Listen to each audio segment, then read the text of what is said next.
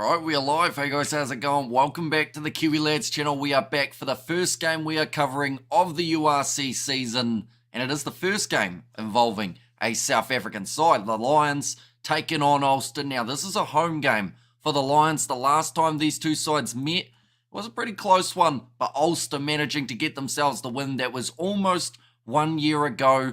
But now the Lions, they want the redemption. Looking through at the way that the table currently sits, of course, South African sides did not play last week, which means that these other sides got that little bit of a boost and a bit of a head start. But Ulster pulling off the win last week, their points differential of just the 1 point after beating the Glasgow Warriors in what was a very impressive performance. But looking through at the Lions starting lineup, you will notice quite a few handy players throughout this side, similar to what we saw for the Currie Cup final last week, in which they were defeated by the Sharks by a very thin margin. But PJ Botha, he is going to be there at number 2. Of course, the Man Mountain at number 3, Nalabakanye, Nortenyo, and Landsberg. I thought Landsberg did very well in the Currie Cup final up against the Sharks. Ruan Fenta at number 7. He was, I guess you could say, responsible for knocking a Sharks player out. And then Frankie Horn there at number 8 for this game. Nohamba and Cade Vulhata will be the 19 combination. Then I will mention, normally once the Springboks camp has disbanded, we will see Morne Vandenberg back for the Lions, but until then it is Nohamba going back to that 9 jersey when he has been playing 10 quite a bit throughout. It is in the midfield, Yonka and Kronya, with Mafura, Maxwane and Juan Horn at number 15 to close out this Lions side. In the Ulster starting lineup, it is Warwick, Andrew, and Tom O'Toole as the number 3, Treadwell and O'Connor in the locking duo, Timoney at number 8 to add quite a bit of speed, and Power Cooney and Morgan will be the 19 combination. Now, some people from New Zealand will know Aidan Morgan. He was the Hurricanes number 10 at times throughout Super Rugby Pacific. I should mention there's another familiar face, and that is in the back line. Werner Koch out on that right wing for Ulster, McCloskey in the midfield alongside Moore, and then McElroy and Stockdale to close out the back 3. This game is not too far away from kicking off, ladies and gentlemen. We will be covering this one as well as hopefully a game later on tonight. Either the Stormers taking on Ospreys, or the other game that is on at the same time will be Connacht, and they are going head-to-head with the Sharks. But the Bulls, they are playing Edinburgh in only 2 hours' time, and it's very close to the start of South Africa versus Argentina. There are a lot of big games that are taking place today in the URC as well as international rugby. Very exciting times. We just recently finished watching New Zealand versus Australia in the Bledisloe Cup.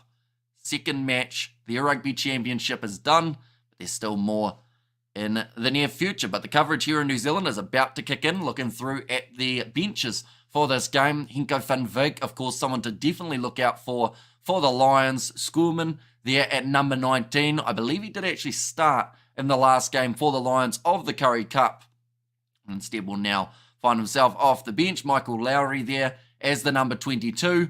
McCormick, O'Sullivan, and also Barrett at number 18. They've also got Henderson, who is a very handy player, an experienced veteran to have coming off the bench for Ulster in this contest. But with this being a home game for the Lions, the trend in the URC is the home games normally lead to home victories, and the favourites are normally the side who are playing at home. Now, I just want to quickly mention as well, Huma was absolutely phenomenal off the bench for the Lions in the Currie Cup, and that is a game that they definitely should have won, and I feel like they knew that as well. A few of the experienced players saying we had that game. All they needed to do was either keep that ball in the rolling maul or kick the ball into touch, and that would have been the end of the game, and they would have been Currie Cup champions. Ulster 15-0, says Joshua Miller as the prediction there.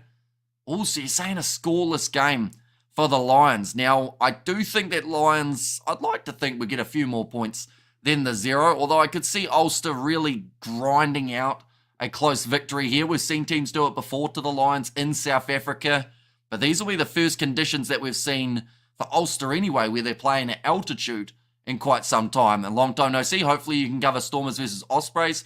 They are covering Sharks versus Connacht match, says Morlaix Lagrange. They are covering. We are covering that one, of course. And we are also going to be giving updates of Connacht versus Sharks all throughout that contest as well.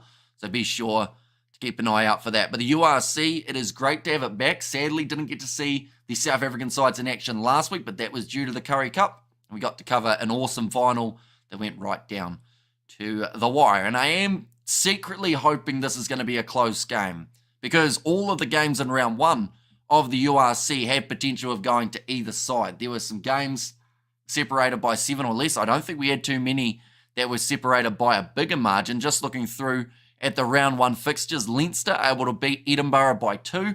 We saw Cardiff get a win over Zebre by 5. The Dragons beat Ospreys by 2. Munster beat Connacht by 2. Benetton and Scarlets had a draw, and then Ulster beat Glasgow by 1.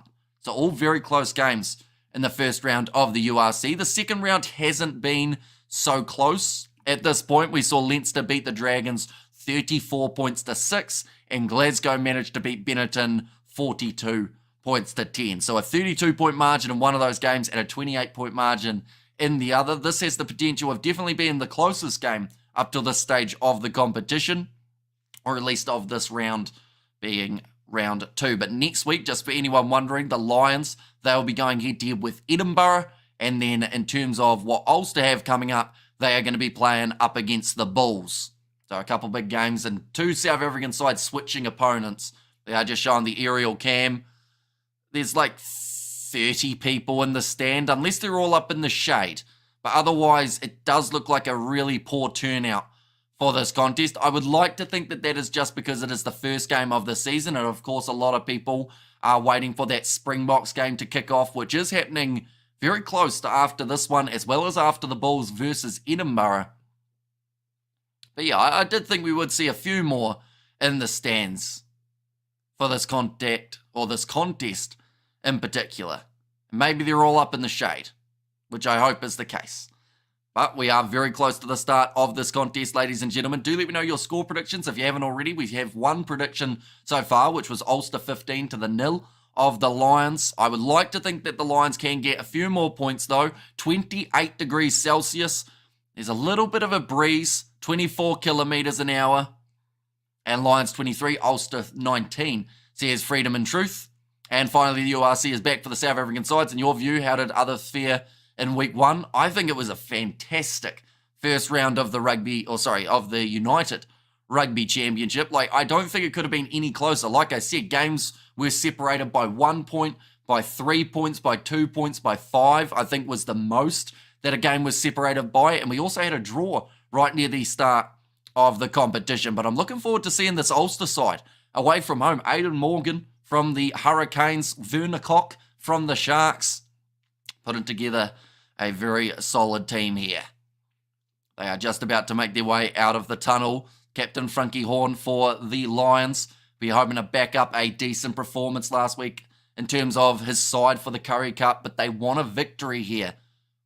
It could go as close as it did in that last contest, so they'll certainly want to close this one out with success as well. Now, they haven't got Jordan Hendrickse this year, unfortunately, for the Lions. They have instead found him going to the Sharks. They will be in action later on with Hendrickse at 15, just like he was for that Currie Cup final. Lions by 5, says Ronald for the prediction. Hello, Hamish, how are you? Says Tiffany, doing very well. Hope you are also having a great day so far. It's going to be a little bit close to afternoon, I believe, for you guys in South Africa. Maybe about, I want to say 12:55 p.m. Later on today, we have got daylight saving here in New Zealand, so that will confuse me a little bit, but that just means that we're that little bit closer to the start of the Rugby Championship match.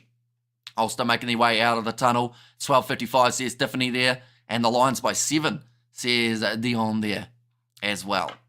Okay, so pretty much everyone is saying if the Lions win, they're going to win it by a close margin. And that's the thing. Ulster's defence is normally something that is extremely strong. Hopefully the Springboks can clinch the Rugby Championship title later on, says Mornay. If they didn't, something would have gone seriously wrong. Don't get me wrong, the Pumas are a great side, and they have outplayed themselves throughout this Rugby Championship. But at the same time, they would have to beat the Springboks by at least 8, receive a bonus point for 3 or more tries, then the Springboks, which is massive on the get-go. I'm just here for Ruan Fenta big hits, says Albert there. And yeah, he certainly puts them in. I mean, we saw him in that last game.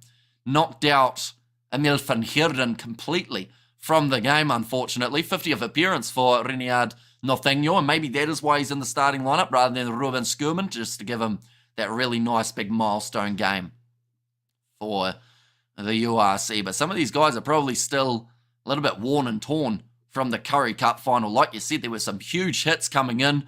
Ruan Fenta was doing quite a few of them for the Lions. The two sides now making their way out of the tunnel this time. The Lions, Nohamba back in that 9 jersey rather than 10, like we've seen him play quite a bit in the past for the Lions. Crowd slowly filing in as well, I should say. Frankie Horn, the captain of the Lions. Where's the score, says Quandili. The game has not started yet, but once it does, the score will be up on the screen. But this one is kicking off in only maybe a minute's time. They're slightly running behind in terms of when the game was supposed to start.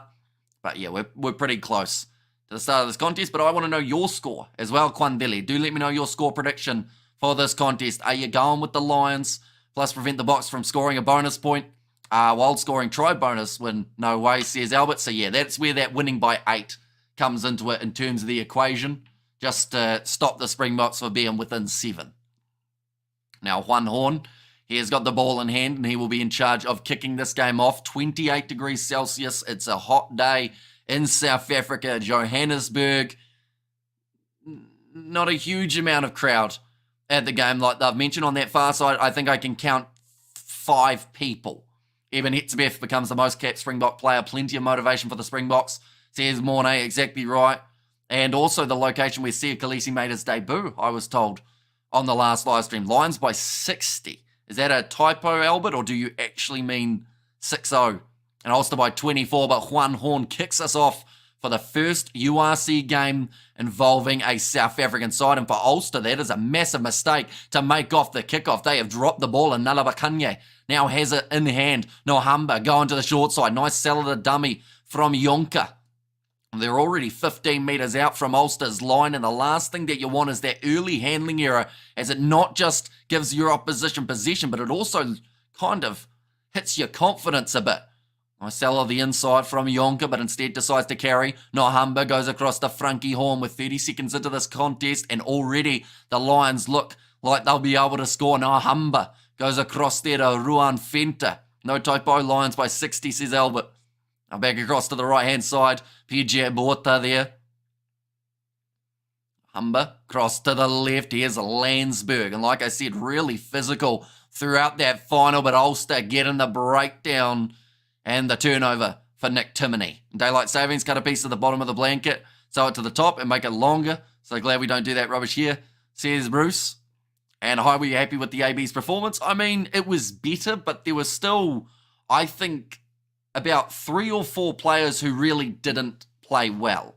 And in most cases, it was players that shouldn't have been playing in this game in the first place. But, you know, it's one of those ones now. Scott Robinson has some big decisions. The 7th of October is when he's announcing his November international side. In fact, if anyone knows, when are the Springboks doing theirs? I assume they'll be somewhere around that same date, if not maybe a little bit earlier. And northern teams are still rusty, and at altitude, 1,700 metres and 30 degrees. Yeah, it's going to be tough on the body, and certainly, like, we're out of preseason, right? But this is going to feel like a preseason game in terms of pretty much running yourself ragged out there on the field. Lions by 20 points, and what is your prediction? Says Mornay, I can see the Lions winning this, but I'll go the Lions by 8. I don't think it will be a 20-point game, but it could be if Ulster's defence doesn't hold up, which I think is honestly what will keep them in this contest for longer. Nahamba going back across to the left-hand side. Ulster had kicked it downfield, so now back in position of the home side, the Lions. Voldhata goes back across now. Here comes Max Wane. He's got some brilliant pace. I'm going to join the breakdown. I believe Juan Horn was right in there. Now Vern the Clock, bit of a cheap shot there, playing the 9. Hitting a fellow South African in the head there. Looks like he's gone over to the referee, just trying to get confirmation. He slaps Nahamba on the arm and says, got you there, didn't I? Currently 3 minutes gone in this contest, and the Lions, they will look to boot this ball into touch. But it is Cade Volhata. Looks like he's got a bright future for not just the Lions, but also maybe the Springboks. Who knows? Maybe he is a 10 that they could look at. They've got quite a few options at the moment currently in the squad. They have Sasha, they have Mani, and they have Hondre. Perhaps we could see Nohamba, we could see Volhata, Hendrikse, Masuku, all guys that could make their way into that Springboks side eventually. I feel like there's also a couple others as well that I didn't list. Whether or not they go with an old school guy like Johan Goosen. Who knows? Going to be thrown in nicely straight to Landsberg. Nohamba working it away to the right-hand side. Got attack and run, but taken down by John Andrew. Man with 2 first names. Now it's going to be the knock on from the Lions, and the ball is back in the hands of Cooney. Sends it downfield, and 3 Lions having to retreat. Got a decent boot on that one, of course. Dealing with the altitude means that you can get a little bit more distance on your kicks, and Juan Horn has found that out by booting it straight into touch. Outside of knockout rounds, the European teams travel badly to South Africa. Big, easy win for the Lions, says Albert. And there as well. We are already 4 minutes into this contest. It is flying by. Of course, we are in the countdown towards that South Africa versus Argentina game taking place in 4 hours' time. We are going to be live with an hour build-up for that matchup. It's going to be a very exciting one. Now, we also wanted to do Bulls versus Edinburgh, but due to the daylight saving we've got here in New Zealand, it meant that the time zones got a little bit too close together. And my reason for the 20 points is the altitude factor in the last 20 minutes, says Mornay. And I mean, the Rugby Championship has been a perfect example of it's not how you start, it's how you finish. And we finally saw New Zealand actually score points in the last 20 minutes. Australia, not so much. Here comes Sanele Nohamba. Nice attack and run from him. In fact, no, sorry, it's actually Mathura. Now Nohamba kicks it downfield, and it's a nice kick, almost getting it in behind the Irish cover defence. Kicking this one up high, chasing after it in the midfield. Swirling breeze, 24 kilometres an hour, so it makes it a little bit more difficult to line up those high balls. Yonka, they've got numbers on the right-hand side now for the Lions. Stepping back in was Juan Horn. And Ahumba decides to go for the little chip in behind again, straight into the hands of Ulster. Just seemed like a bit of a nothing kick there, risking it. Here comes Jacob Stockdale. Cooney back across to Aidan Morgan, the youngster. I think he's almost kicked that one out on the full. No, in fact, he's got it to bounce just in the field of play and cutting back inwards now. The Lions send it back. Bit of a, oh, that's a big kick. That's a massive kick. That is too much of a kick. And they will go right back to where it was kicked from for Cade Volhata. Just not quite getting his kick right there. One of those ones that you don't want to overcook those early kicks, because then all of a sudden you just feel like you're either putting a little bit too much on them most of the game, or you take all that weight off and then you're not getting quite enough distance on it. Moment, we will go like this. We'll go like that as well. There we go. 6 minutes into this contest, the Lions are still considered favourites in this match. There are a few interesting ones today in terms of the betting odds. We see the Stormers coming in as slight favourites up against the Ospreys, but that is only very slightly. The Sharks are actually $3 underdogs up against Connacht, which I find quite surprising because the Sharks, yes, last year they struggled, but this year, you know, they've got a Curry Cup under them, a pretty similar side to who won the Curry Cup. Maybe they'll do a bit better. Hey, mate, thanks for the coverage, says Regine. No worries at all. It's always hard to know how the URC will do in the early stages, definitely with international rugby still going, but no matter what, we wanted to cover at least one game this round just to see the South African sides in action right off the get-go. That's a great run forward for Ulster. Looking for the offload, it's gone backwards. Cooney, awkward ball to try and clean up, and they have now knocked it on. Just a lot of pressure coming in from the Lions. I believe it was actually Kronya who got in there and made it scrappy, and Ulster not quite handling that pressure.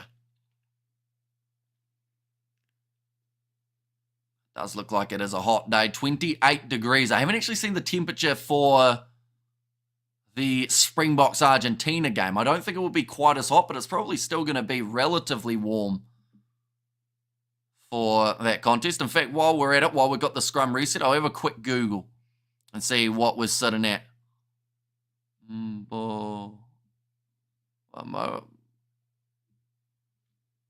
I have to make sure I spell it right, which I normally do not. The Sharks have unseated or unsettled the Lions. I'm backing the Lions here, says Regine. And that's the thing. The Lions, like, yes, it was a great win for the Sharks, right? But that game was won by the Lions. All they had to do was just put it into touch.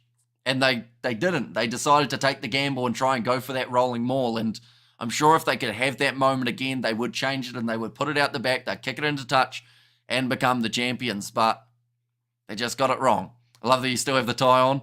Says Kerr, yeah, it is hiding underneath the jersey. Just in case people say, oh, why aren't you wearing the suit for the URC? Do you not think the teams are good? So I just, have it there. I look like I've just got back from like a wedding or something. That's going to be the penalty to the Lions. It's only 7 points in the last 20 minutes, Hamish. I'm not totally convinced it's only Australia. Not the best of Australian sides, says Mornay. I mean, I know it's only 7 points, but it's still 7 points. Because the All Blacks have gone 100 minutes at the end of their games without scoring a single try. Now, they scored one that got disallowed, a Tupovai, but then they also got that one of Caleb Clark. So, just having a little win like that near the end of the game is exactly the confidence booster that I think this All Black side needed. Whether it's against Australia or not, you still need to get yourself those little victories throughout a game. I agree, but it's schoolboy rugby by the Lions, says Regine. Yeah, like, it was their own fault in a way, They should have had slightly better game management, and they just didn't do that. But I will ask you, Kerr, are you in Scotland at the moment, or have you travelled somewhere else recently around the world? I am in Australia next week. Fun fact. I don't know how that's happened, but going to Aussie for a little bit. That's a rolling maul. I should mention, even though I'm going to be on holiday, though, in a whole different country, that's beautiful work. Max Wane, he will be down the wing and score the first try. It always happens. Unfortunately, anytime I try to talk about myself, the game kicks off and we see a try. And Germany, just now until Friday, says Kerr, Ravs Max Wane scores the first try of a South African player in the URC, or at least of a South African team in the URC. It's 27 degrees and 40 degrees humidity in Umbabella. Okay, so that's not as bad as I thought it would be, to be honest. But maybe later on in the day it will get a little bit hotter. Hamish travelling, take care of him, Australia, says Mikhail. Yeah, first try just down the wing, solid work off that rolling maul. PJ Borte, he saw the opportunity to pass it one more. Or they just had to make sure that Max Wane kept his feet in the field of play, which he certainly did. But yeah, even while I'm on holiday in a different country, I'm still going to have a couple live streams, hopefully. Which will be URC ones, more than likely. And also we will be talking about the announcement of the All Black squad. We'll still have a couple other videos along the way. Yep, by kickoff. It's estimated to be 31 degrees, says Regine. Yeah, so it's going to be pretty warm. That game last week, though, between Argentina and South Africa, the benefit that both teams will have is it's going to be relatively similar to the heat that they faced last week. That's hit the post for Cade Volhata, remaining at 5-0 at the moment for the Lions. Who do you think will win between Sharks and Connacht? I'll be honest, like, Connacht are favourites, quite heavy favourites, but I think the Sharks could have them. Like, the Sharks side, the Chishuka brothers in the loose forward trio, Robela and Jason Jenkins in the locks. You've got Mfuthuku Mutunu in the front row. The back line, Hendricks at 15, Andre Esterhuizen in the midfield. Like, it's a good Shark side. So, I think they could do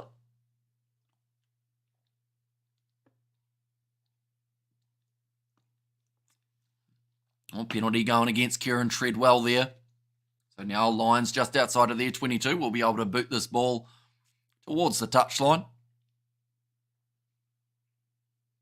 12 minutes in already, still 5-0 for the home side. They want to expand on this lead, get themselves a couple more tries in quick succession. This is one of those ones that if you get your quick tries now, you'd almost argue it'll be too tough to be able to catch back up. Nicely taken there. It will be a tough game for the Sharks. They have what it takes, says Regine. And yeah, I should mention, I believe we're going to be doing the Stormers versus Ospreys game, but we are actually going to be letting you know exactly what happens throughout that other game as well. We're going to have a bit of a co-broadcast type situation, how we give regular updates of the other contests. But nice run down the wing. Little grubber put in behind by Ulster, but straight into the hands of the Lions once again, who now have numbers on the left-hand side if they want to use them. It's like Kronya couldn't decide who he was going to pass to, so instead gets tackled by John Andrew. And correct me if I'm wrong, doesn't the All Blacks play against Ireland and France in November tour? It's certainly not going to be easy. And what is the reason for the trip to Australia? So they also have got England as another game, and then they're playing Italy. They've actually got a 5-match end-of-year tour, including a game up against the Japanese. That's a great run from Cade Vulhata. Moves into the 22, and he is tackled by his opposite number, Aidan Morgan. Tried to get out of the breakdown, but he's ended up getting penalised, or at least having the penalty advantage against him. Oh, beautiful offload from Ruan Fenta. Landsberg tried to back it up, but ended up dropping the ball. In the end, the Abbies are doing well, and the margins are small between the top 16, says Freedom and Truth.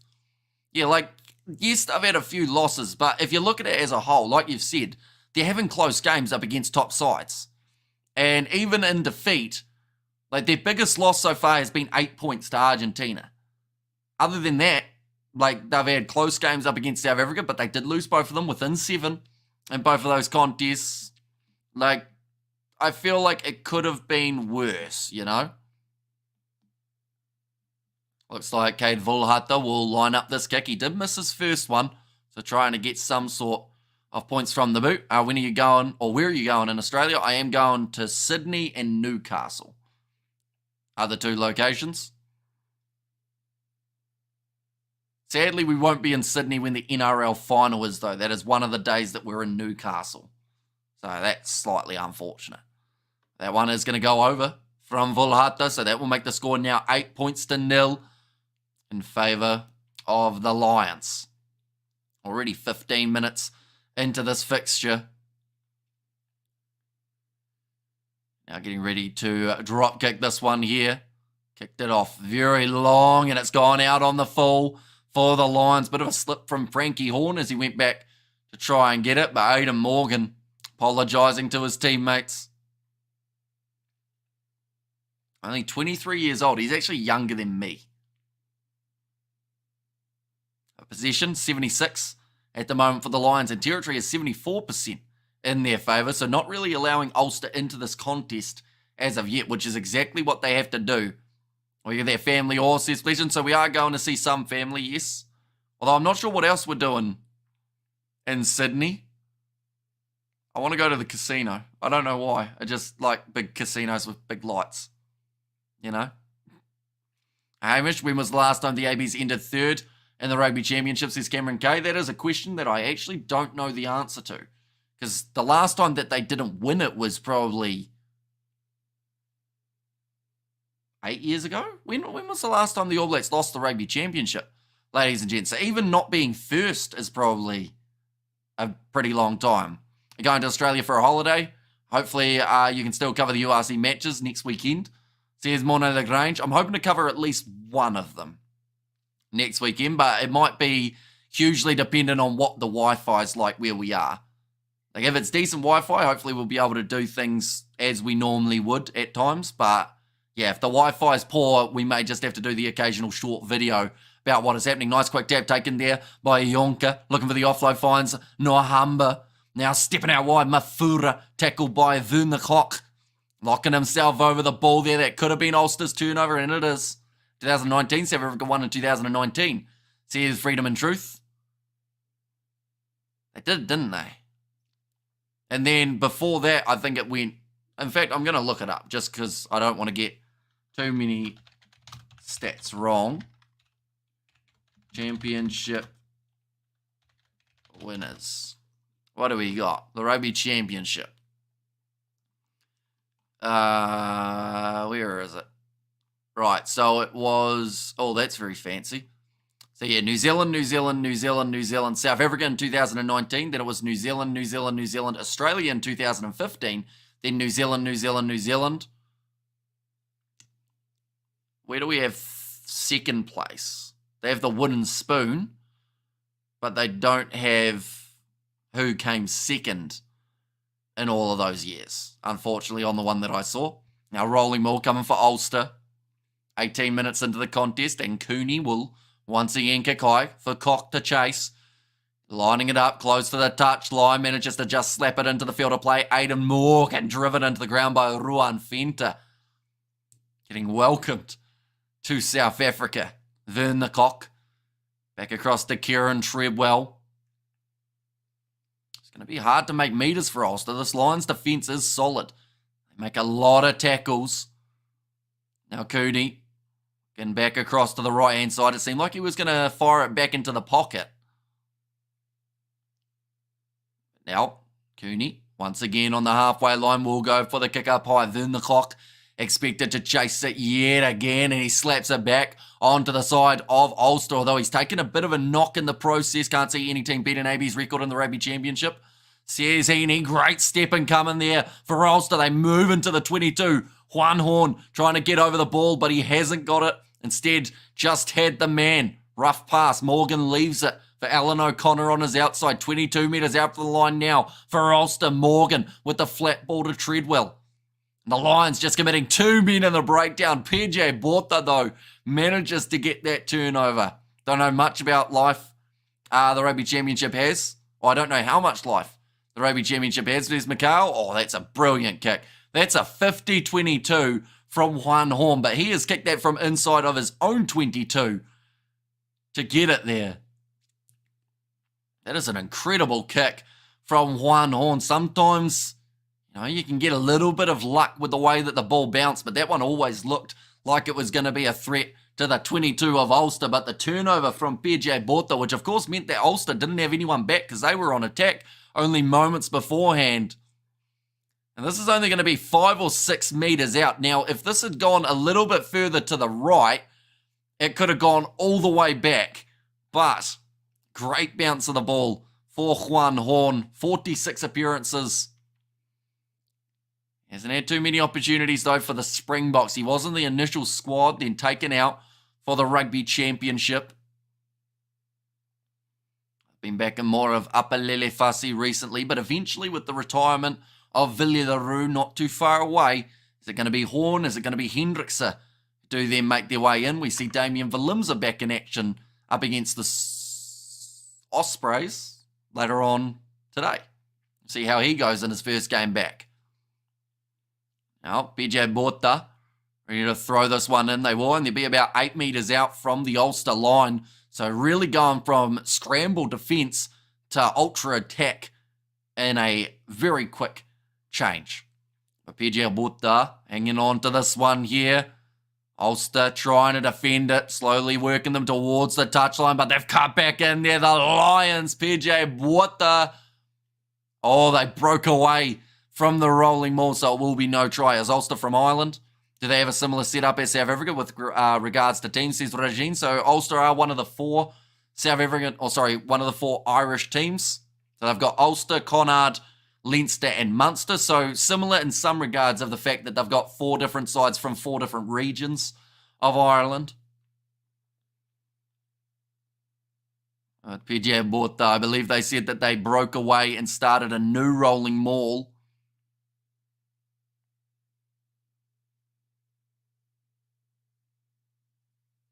Ooh. They're a little bit unlucky there. I feel like I missed whatever the referee saw in that one, but it didn't look too shabby. They're rolling maul. Thank you, says Regine. Now John Cooney. They're only 5 metres out from their own line. Can I see the Ulster team, says Connor? One moment. We'll go like this. And we will go like that. There you go. That is the team for Ulster. And they have just won themselves a penalty at scrum time. Only 5 metres out from their own try line. John Andrew looks like he's a little bit worse for wear now.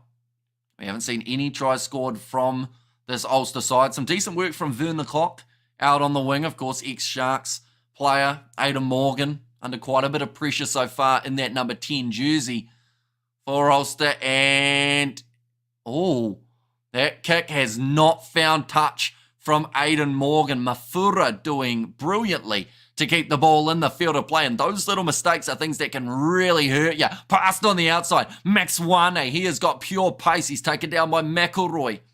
Now, not Humber. On off to the left-hand side, Ruan Fenta runs it straight at Matthew Rea. Let's go to the Lions. Thank you, Hamish, for the channel, says Nico. No worries at all. If anyone is new, be sure to hit that subscribe button. We've got plenty more of the URC coming on the channel. We're covering South Africa versus Argentina, which is kicking off just a bit later on. Back across to the right-hand side here now. Another good low tackle made on Ruan Fenta. Kronya looking for a gap, but he's taken down by McCloskey. Quite a few of these Ulstermen will be hoping to get that call up to the Irish side heading into the November internationals. A lot of sides announced in early October. Not too sure of the date yet that the Springboks are announcing theirs. In fact, sometimes they even consider announcing theirs straight after the...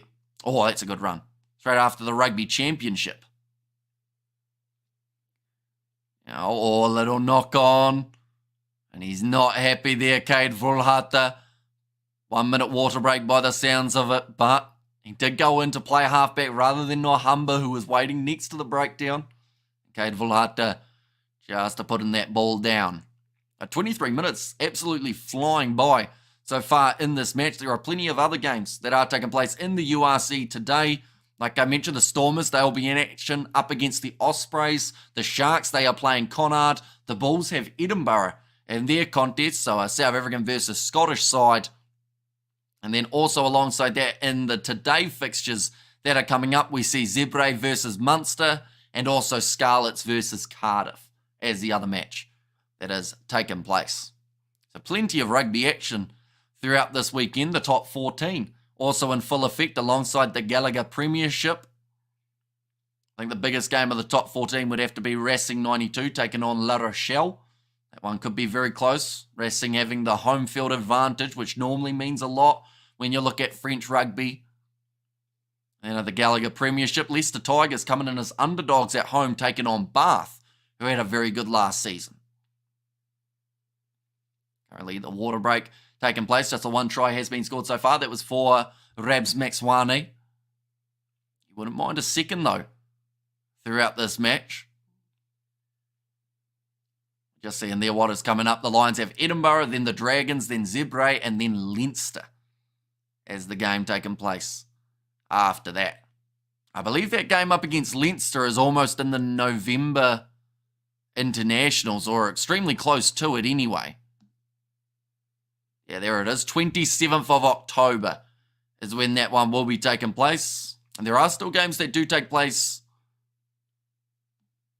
in December, but none in November other than the last day of November for the URC, as all of the international players are then released to go play for their respective sides. For 1994, South Africa won majority of the games against all opposition, including New Zealand.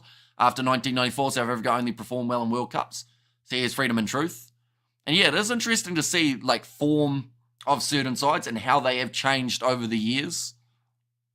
Like for South Africa, it cannot be denied at the moment how strong they currently are in their rugby, and also in like in terms of the Lions, the Sharks, the Stormers, and also the Bulls. There are a lot of upcoming talent in there. I'll miss a few games as I'm traveling, not sure of the time difference.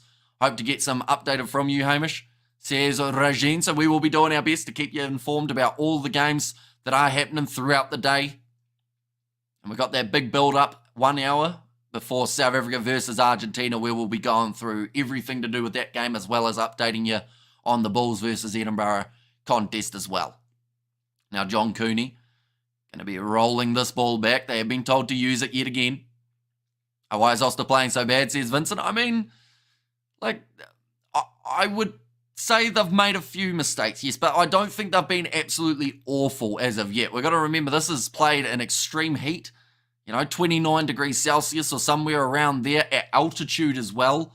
A complete change compared to what Ulster had to deal with in their first game, in which they were at home, and they beat the defending champions, Glasgow. So it can certainly seem like a big decrease in terms of what they did last week compared to now, but I think 8-0 is not terrible up against the Lions, a side that did extremely well in their game last week. Will the Lions feel the heat, says Vincent? Not as much, I don't believe, just because in South Africa lately it has been a bit of a heat wave for certain regions. Like the Currie Cup final last week was played in, it was actually played in some of the coldest conditions, to be honest, but Now, we've had some really nice warm weather in South Africa, so a lot of these players would have already slightly adapted to that. Which type of heat? Dry or wet?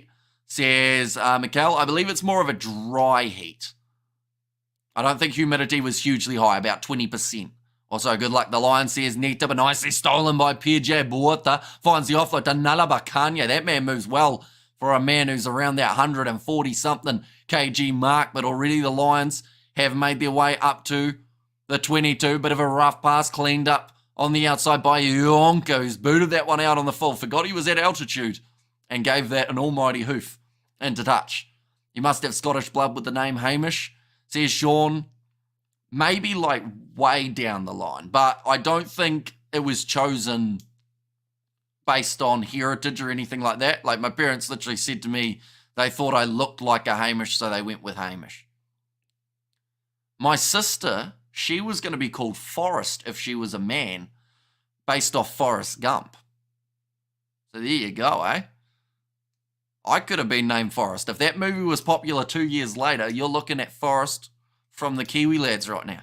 But didn't get that one. I got Hamish instead. That's going to be nicely stolen almost by the Lions. There was probably only about an inch in that. How they didn't end up with the ball. Nice bit of work from Landsberg. Now Cooney will roll it back. Forrest would have been an interesting name, to be fair.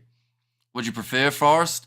I don't think I can really judge because I don't know whether or not, like, I feel like I would have had to be a good runner. Let's be honest. If we're basing it off Forrest Gump, the amount of times people would have yelled out to me, "Run, Forrest, run," would have been probably unbelievable. So if I was a long distance runner, absolutely. I feel like that's the perfect name to have. I think Ulster has a chance to win this game, says Vincent, as long as they keep close in this contest and don't go hugely far behind Forest Ranger. Says Suckabulla, exactly, says Mikhail. Now, it's kicked downfield. That was what I was thinking, says Mikhail there as well. And that one's gone into touch. It's a very good kick from inside of his own 22. Already 27 and a half minutes down in this match.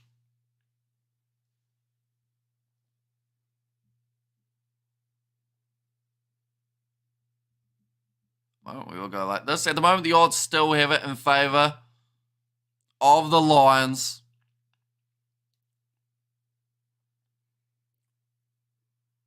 Max Wane, he's had a really good start to his URC season.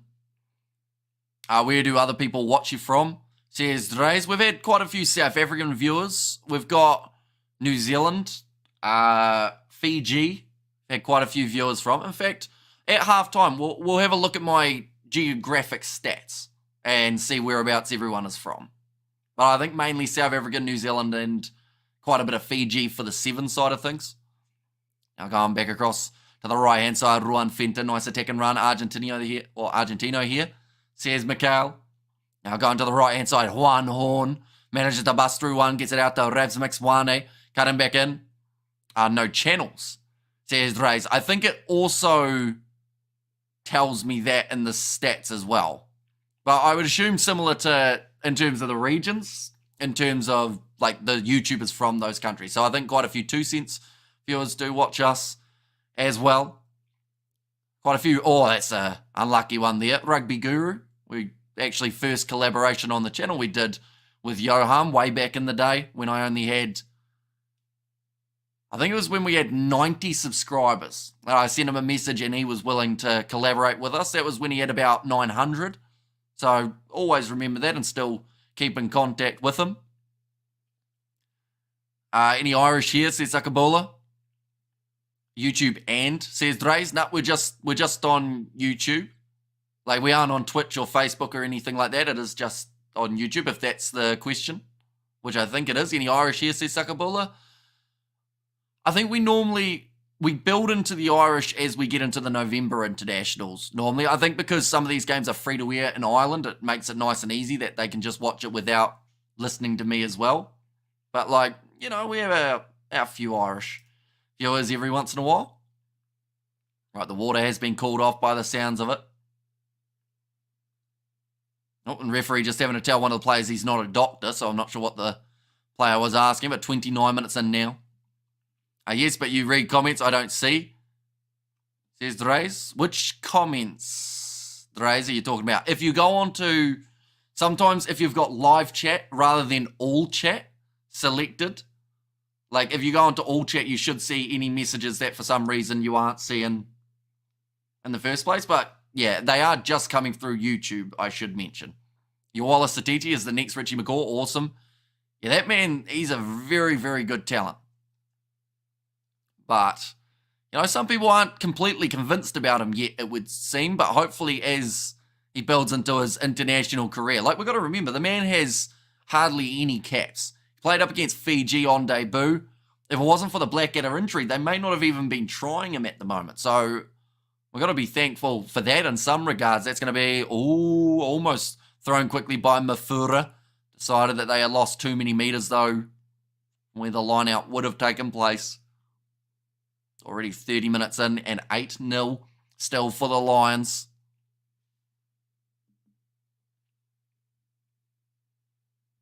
The DJ's going for it at the moment at the ground. Only 30 minutes in, PJ Buota getting ready to throw this ball in for the Lions November. It would be good games to put him in, says Mikel. Yeah, there are a few other guys for New Zealand as well that I think should be possibly getting some opportunities. We're actually going to do a squad prediction. Great player, but still far away from Richie McCaw, says Sakabola. Although that's quite obvious at the moment because he's only got, 5 caps, Wallace Satiti. So, of course, he's not quite going to have that same reputation and same prestige as one of the greatest New Zealand players of all time. But, you know, in terms of the type of player he is, in terms of getting in there, being physical, you can certainly see some old school vibes about him. You know, he's willing to put his body on the line, and hopefully he can play that way without getting injuries, because that is one thing that sometimes hurts those younger guys is they go out there fearless and then they end up with injuries, and then that kind of plagues their career. Only time will tell, says Sakabola. But yeah, like, still plenty of time. And, you know, I'd just like to think that from the games that he's played now, he's proven that he's willing to put in those hard yards. You need those caps for the next World Cup, says Mikel. And it'll be interesting to see what they do once Sam Cane goes. Is it going to be a reshuffle in that 4-pack? Is Wallace Satiti going to find himself at 8, or is he now going to be the 6? That's a mistake from Ulster, going through the hands of their winger. In fact, it might have actually been Ethan McElroy. Couldn't quite hang on to a degree. Guys play more rugby nowadays, so more injuries. Says Sakabola. Yeah, and unfortunately some guys are just, like, not so much injury prone, but, you know, susceptible to injury. Like, I would say Ethan Blackadder, he is injury prone. Taliala Tupou, he is injury prone. But there's certain guys that aren't so much prone to injury. It's just, sometimes you're just unlucky, you know. Sometimes you take that knock and, you know, it's rough when you have to, like Argy, yeah, he's one of those guys who's been extremely unlucky throughout his career in terms of the injuries. He just comes back from one and then he gets another. And, like, Manu Tuolangi, he's another guy that every time he almost looks like he's going to start performing at the highest level, injury comes and then he's gone for another little while. Now, Nohamba, line out here for the Lions, only a few metres out from the try line now, about 10. Nohamba, he was played there, so that will be the penalty. 8 white taken out the line out, so that will be Nick Timoney, who has been penalised there. But yeah, I feel like every country almost has that one guy who gets injured the most. Like, for New Zealand, it's probably Ethan Blackadder. South Africa, it's RG Snyman. For Australia, it's Taniela Tupou. England, Manu Tuolangi. Who's the French player who's always got an injury? Jonathan Dante had quite a few, didn't he? Just get back from Petrol Bryan, then get injured again, says Sakabola. And thanks for your commentary, Amish, says Russell Dold. No worries at all, mate. Who's an Irish guy as well, who? I feel like there's an obvious Irish player who's been injured a lot. And it's going to annoy me that I can't quite think of him.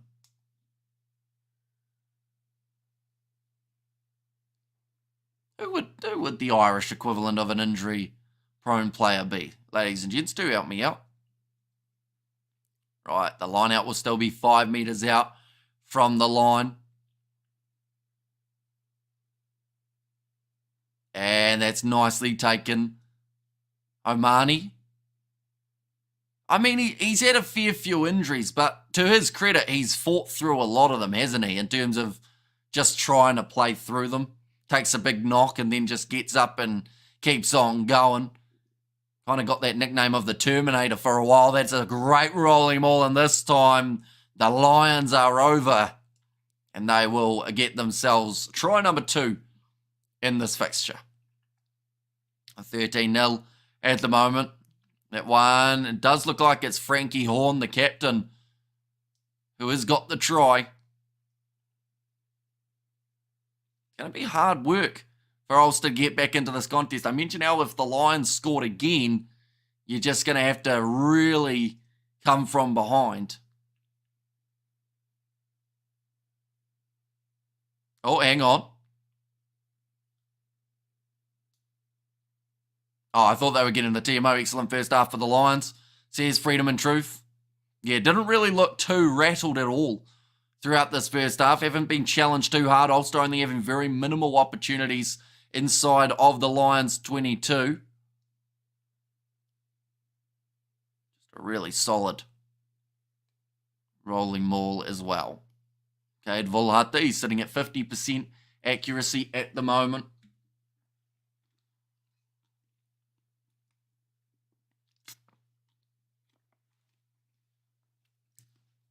That one has gone over from Cade Volhata. 36 minutes in, 15-0 for the Lions. There were a lot of men in that rolling maul trying to defend it, but the whole time it did look like the tactic for the Lions was to slightly push to the side and then come out the back. Now kicked off again. Down into the 22, well taken by Frankie Horn, the try scorer. Ulster trying to get that turnover straight away, but they have struggled to have possession or territory in this first half so far. Nohamba kicks it high. Awkward one. Ulster making another error at the back, but luckily for them, it went backwards. Aidan Morgan now kicking back down the middle of the field. Got a lot on it. That is too much. And it's going to roll dead and they'll go right back. We have good there. Your knowledge is great with regards rugby around the world. Blessed to listen to you. Says Regine. Don't drink water. Drink double brandy and Coke and feel South African, says the Reyes. And also incredible brand of rugby the Lions play. They're so underrated, says Brian. They're a really entertaining side to watch. And I feel like at the end of the URC last year, they really showed that. Unfortunately, though, they had a couple too many close games earlier on in the season that then meant that they were just outside of that top 8. I think they missed out on points differential or number of games won, I think it might have actually been, that put the Ospreys. Was it the Ospreys who got into the top 8? In the end, I think they made it to the quarterfinals rather than the Lions because they had a good showing in their last game. I think it was. Or they got a losing bonus point or something that then kept them in the top 8. Now Nohamba put the ball in again. Going to the left-hand side. Cade Volhata going across there to the left again. Massive shot coming in. Again, Nohamba, quick hands from Landsberg. Across to Ruan Finta. Almost stolen. In fact, it has been. Ulster taking it back. Aidan Morgan kicking downfield. Looking for the 50-22. And it's just going to stay in the field of play. We've got Regine, how many members in the Kiwi Lads team? So the Kiwi Lads, like from when we started it, is 4 of us. But I'm the only one who does things at the moment on the channel. So like every once in a while we have George in a video or a live stream, same with Isaac. But in terms of the editing, the streaming and everything that we've done pretty much for the last 4 years is pretty much me. But I still like it that it were the Kiwi Lads for the channel name rather than just like the Kiwi lad or anything like that. What do you think of Marnie Libbok starting? What is your thought on that missed penalty last weekend? I mean, Marnie Libbok, he's got so much pressure on him. And honestly, like, yes, it's unfortunate that he missed that penalty, but I never think he was actually going to get that one. Because, like, the amount of criticism and the amount of pressure that that man's feeling is huge. I think that him starting a match is actually a lot better, though, for the South Africans. So we'll have to wait and see how he does, but hopefully he has a good game just for his mental sake. It's like you go on social media and it's just absolutely brutal towards him. So you're the backbone, says Regine. I guess you could say that, yeah.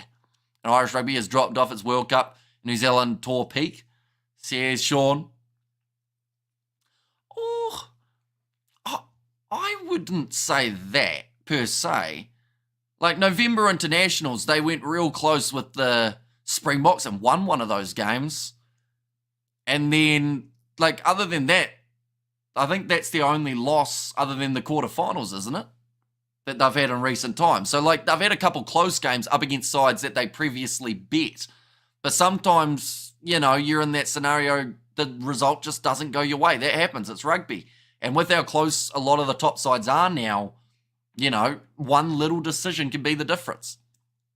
So I don't think they're so much a worse team now. It's just more so that, like, we've got to remember they have lost quite a few players as well. They're just adapting to that next season. Now, still in the hands of Ulster, 15-0 at the moment, and they are looking to use their backline once more. The Lions, though, they have been dominant throughout this first half at times. And Libbok, enough said, says Zenda, and hopefully the Lions get top 8 finish. And Marnie don't deserve to be a box, says Dreis. And Dreis, you know more than Russie. And the problem we South Africans are spoiled. We need to be a little considerate of a team when they fail. They are humans. Says Regine, this is a chance for Ulster here. McCloskey. And in there, Ruan Fenter in off his feet, playing the 9. Easy advantage against them there. About as easy as a decision as the referee will have to make all day.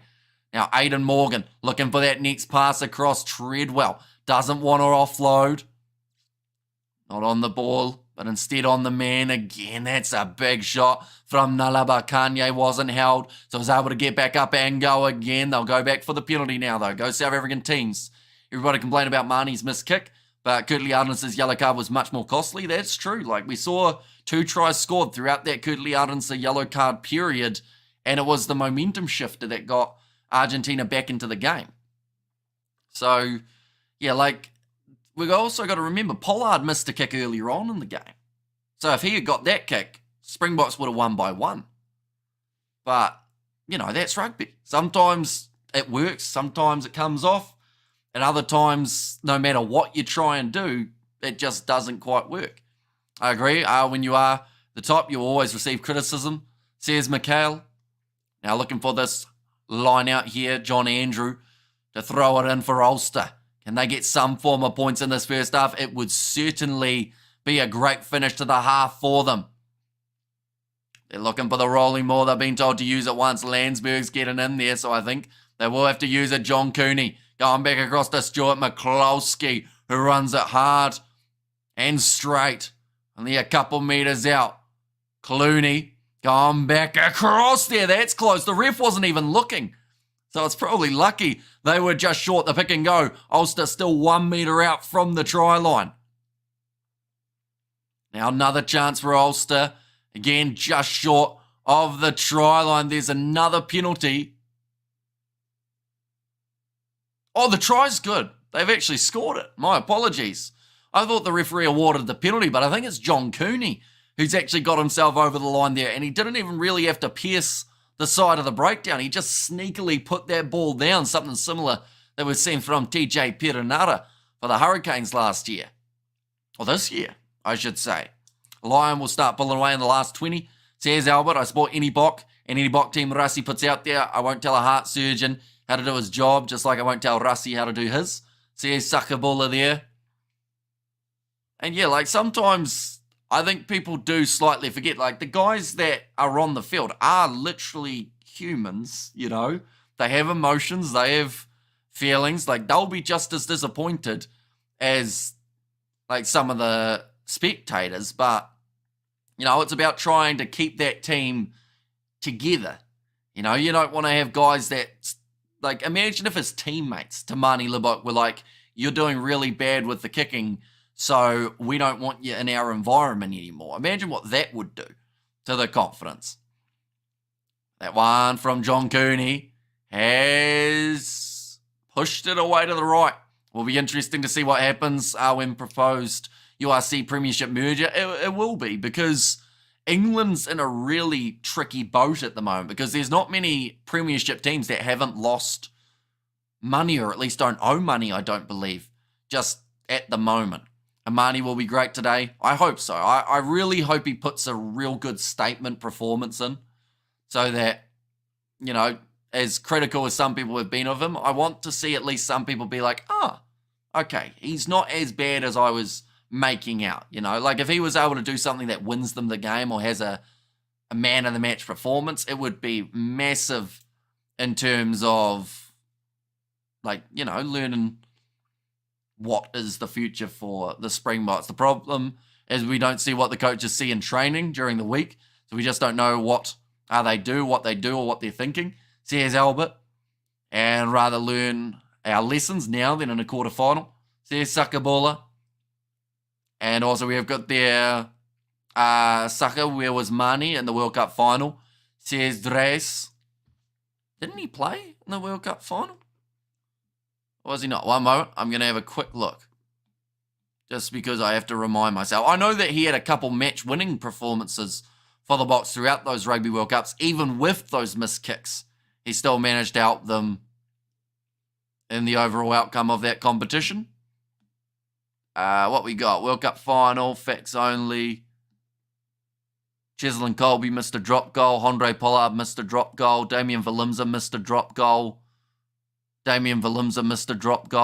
Andre Pollard got the penalties over. Yep. Did Marnie come off the bench in that one? They go with a 7-1 in that World Cup final. I don't even remember the World Cup final, I'll be honest. Like, I know it was 12-11. No, he didn't play in the final, says Albert. Like, I honestly, that World Cup, because we did so many streams, and also because we were in that situation of you trying your absolute best to tell what's happening in the game, you don't actually sink it in. But, I mean, Marnie Libok got a penalty in the game up against the English. And yes, Pollard got the rest of them, but Marnie Libok, his 3 points, you could argue is the difference. You know? You're getting quite technical, though, if you get to that stage. In the quarterfinal, let's see what Marnie Libok did. Quarterfinal, did he get any points? Missed drop goal from Cheslin Cole. Geez, that man tries a lot of drop goals. You don't get many of them. Marnie Libok got a conversion. He missed one. And he got another one. So he got 2 kicks in that game. That made the difference. The Aussies are rebuilding. The cap average is like 20 against 45 plus on the other side, says Mikhail. And it's a little bit similar to what we see for Wales at the moment in terms of having to try and find, you know, what is next. I think the Boks are going to win by 20 or more today, says Freedom and Truth. See, my prediction was 15. I didn't quite go as high as 20 because I'm worried, because last week I said they'd win by, I think I said 20, and then they lost by 1. I think 3 of the 10 teams in the Premiership are above water financially, says Bill.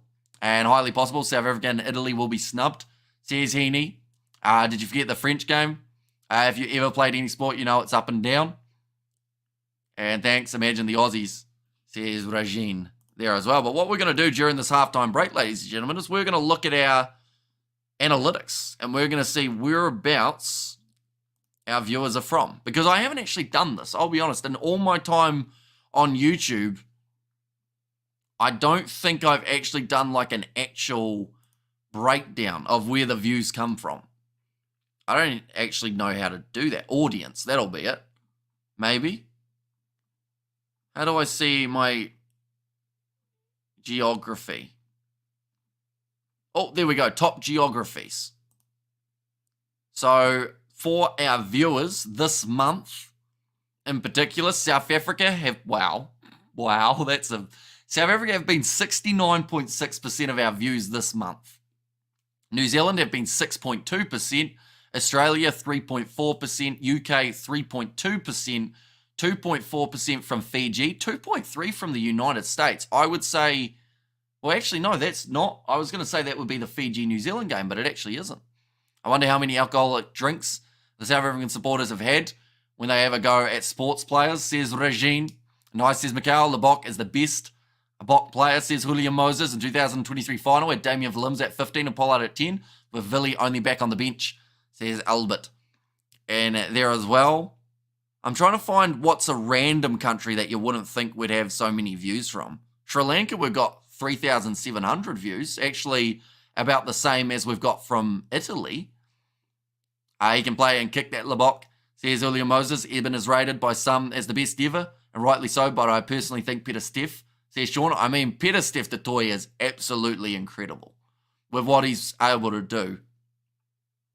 What else have we got? We got 1,300 views from the Solomon Islands. That's pretty cool.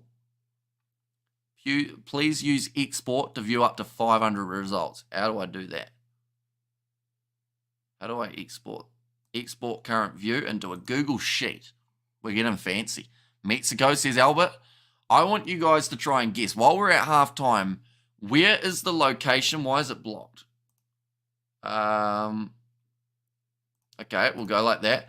But yeah, do let me know how many views you guys think is the least from a country and which country that one was. Canada, we have had 10,800 views on the channel throughout the last month. Peter Steph du Toit is our best, I agree. Says Freedom and Truth there as well. And also, Hamish, I assume South Africa has high viewers as we have no access to televised games, says Regine. And yeah, it is a shame that it isn't as easily accessible. And there, oh, this is, okay, this has, what does SO mean? They've only got abbreviated names. If I extend it, no, it doesn't tell me. Okay, so whatever the country SO is, has got 10 views.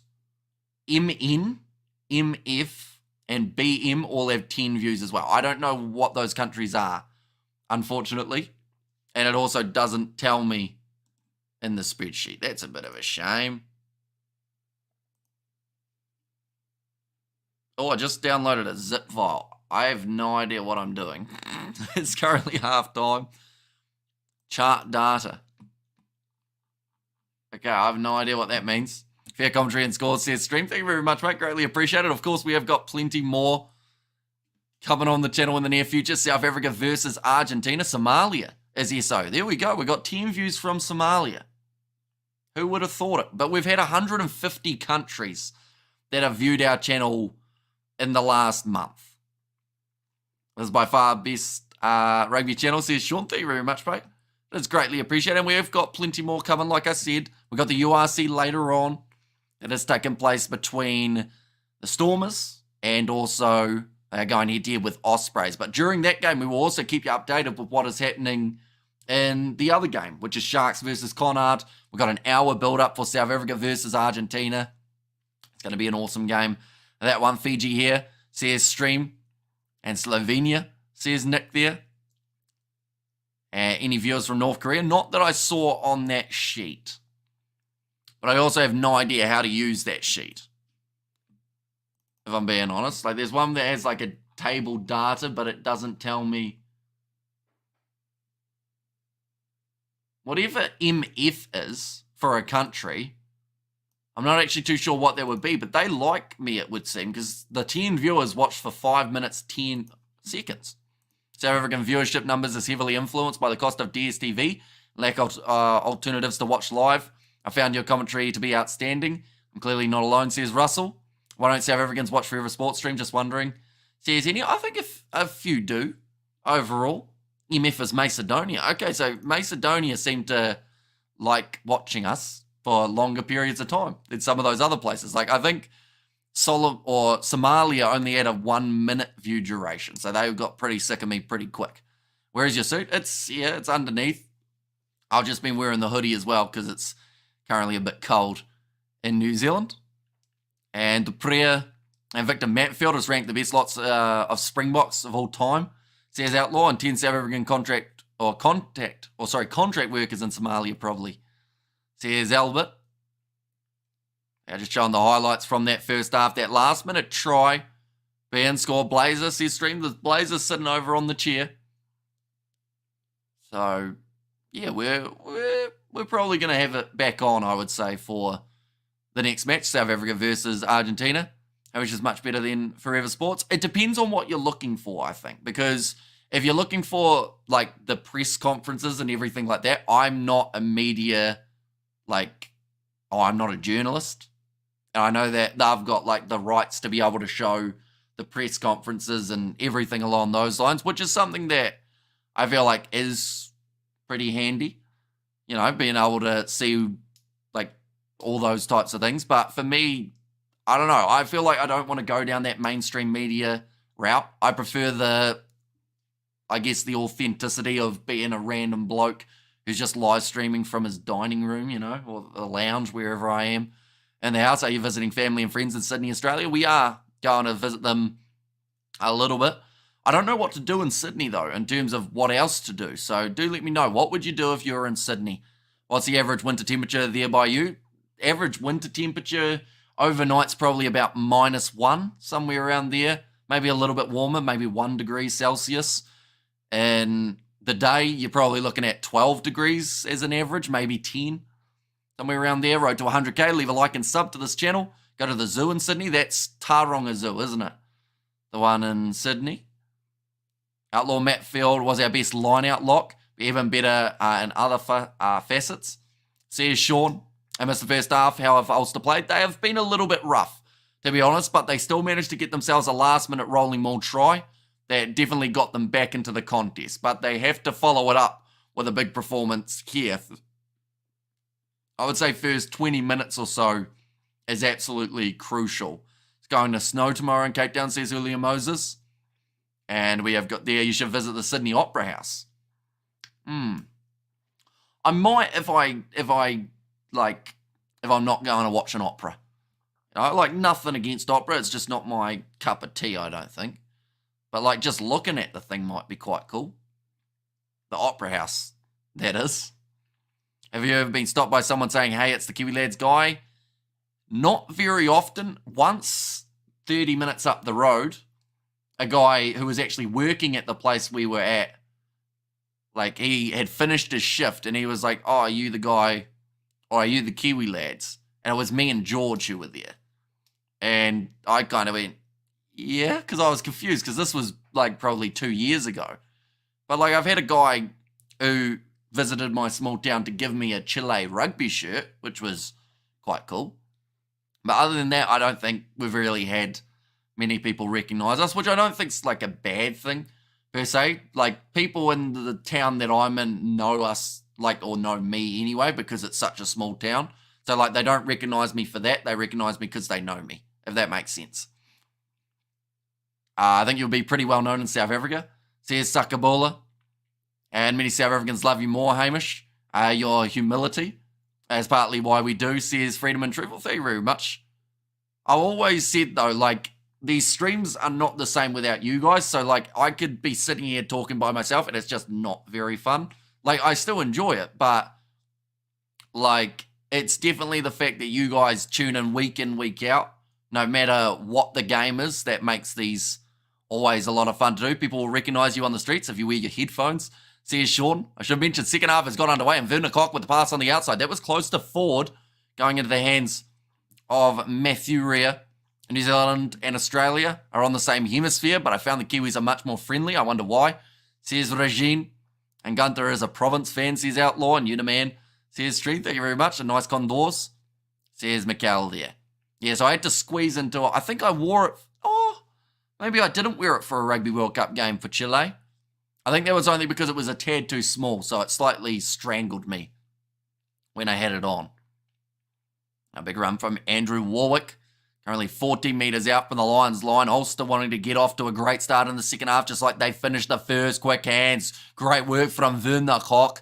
getting it on the outside there, 22 metres out now. Cooney goes back across to the left. Good step coming in from Sean Reffel. Is Sean Reffel at all related to Tommy Reffel, or am I getting completely different countries? Probably different countries, actually. To be fair, if the Lions win, the Bulls will also win.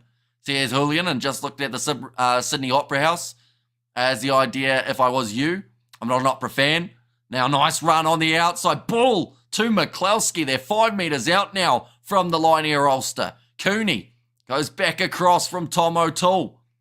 It's as if whatever's been said at halftime has really fired up this Ulster side. Treadwell dragged down 10 metres out, losing the footing there. Now back to the left. Another step through the middle. It's almost a drop ball for Moore. Another advantage coming in favour of Ulster. Going to the left-hand side. Skip pass. Goes out to Nick Timoney. Not related, says Nick there. And great run from Morgan, who dives over and scores the try for Ulster. 16 phases in a row. Who else you support other than the ABs? You are very neutral.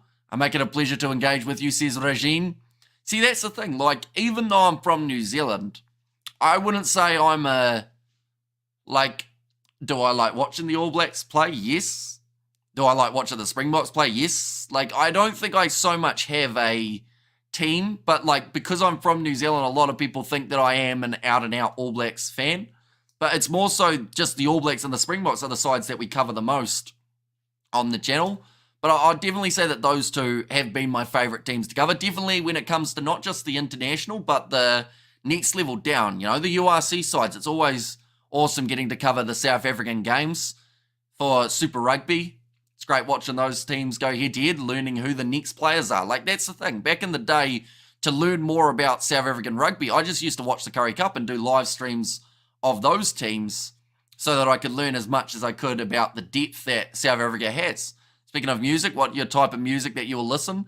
I honestly don't know. Like, I have a playlist on Spotify which is called the 100-Hour Power Tower, which I don't know why I named it that, but that's pretty much 100 hours of songs from all genres, all generations. Well, not quite all generations, like back to maybe 1980s, 1970s and onwards, and just a whole heap of different genres that I'll just stick on while editing. Hamish is a death metal guy. That is one genre I don't think I have much of throughout that. But the kick has missed for John Cooney, which does now mean that the score will be 15 points to 10.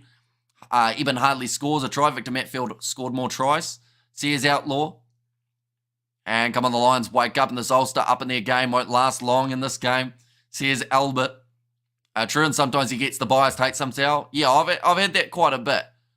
It's like how, I mean, a perfect example was when I predicted South Africa to win, and I got a whole comment ranting to me pretty much saying, you Kiwis always saying you're going to kick our asses and all that stuff. And I was like, I said you'd win. You know, I predicted them to, in fact, I think I predicted a New Zealand-South Africa World Cup final, and I think I predicted South Africa to win the World Cup. But then, like, people are like, oh, you're just biased towards New Zealand. I'm like, when?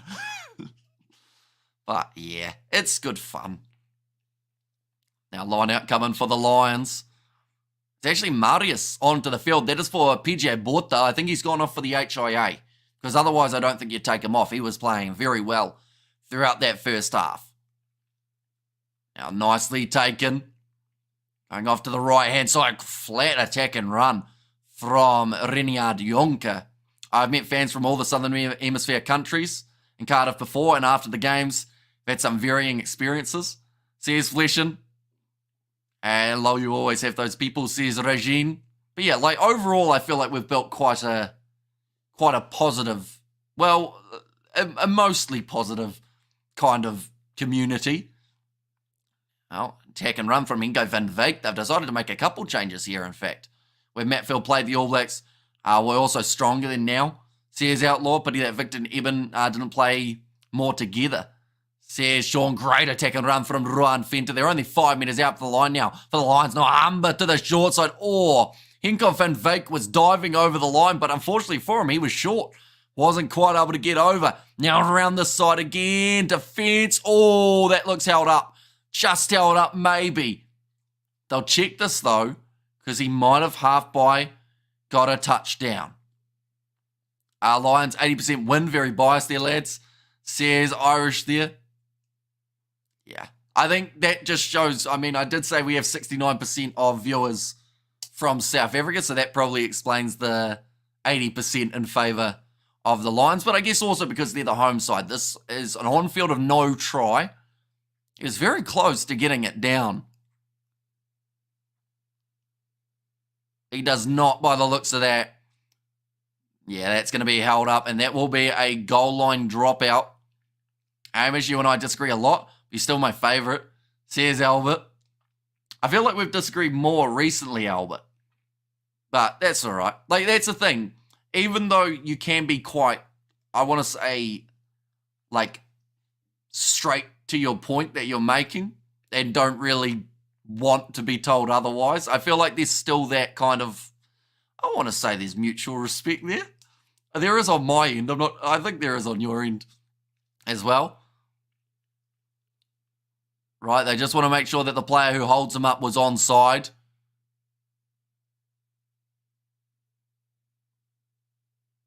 Oh.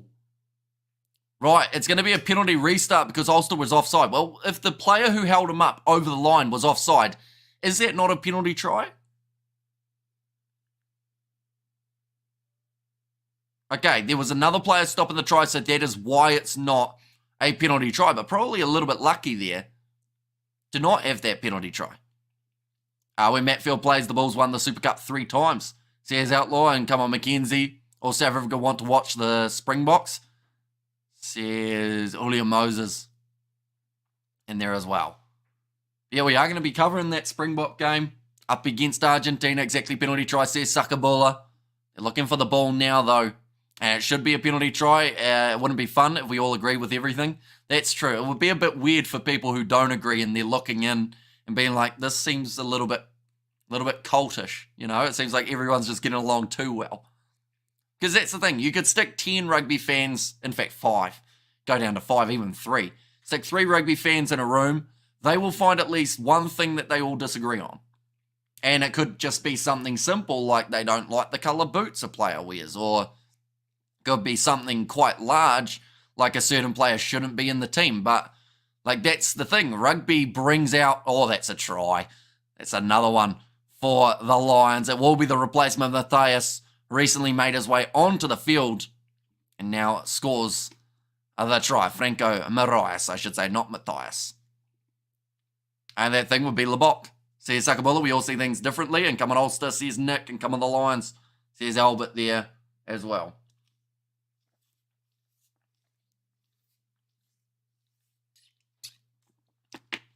Life would be boring if everyone agreed.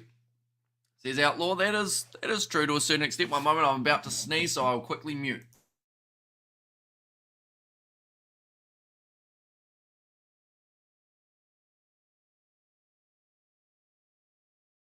We are good. We have got there good, says Julian there. But 48 minutes into this game, now 20 points to 10. Okay, Volhate, he's sitting 2 from 3, slowly increasing those kicking percentages after missing his first attempt. And go the Lions, one more try with a conversion.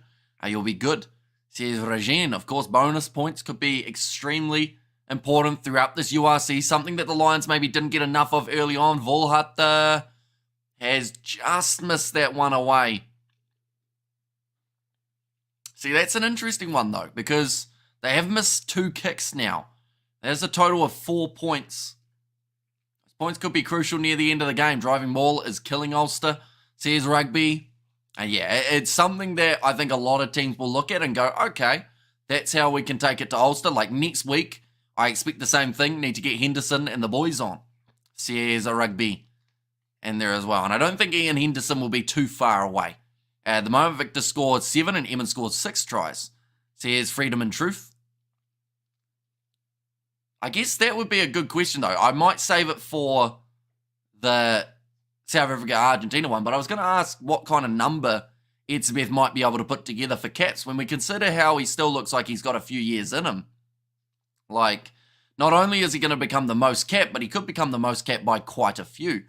Conversions are equally important, says Regine, and freedom with the facts, says Mikhail. And there as well. It's going to be kicked in behind by Ulster, well taken to the back by Juan Horn, who looks to accelerate, gets through like 3 different defenders, pass on the inside.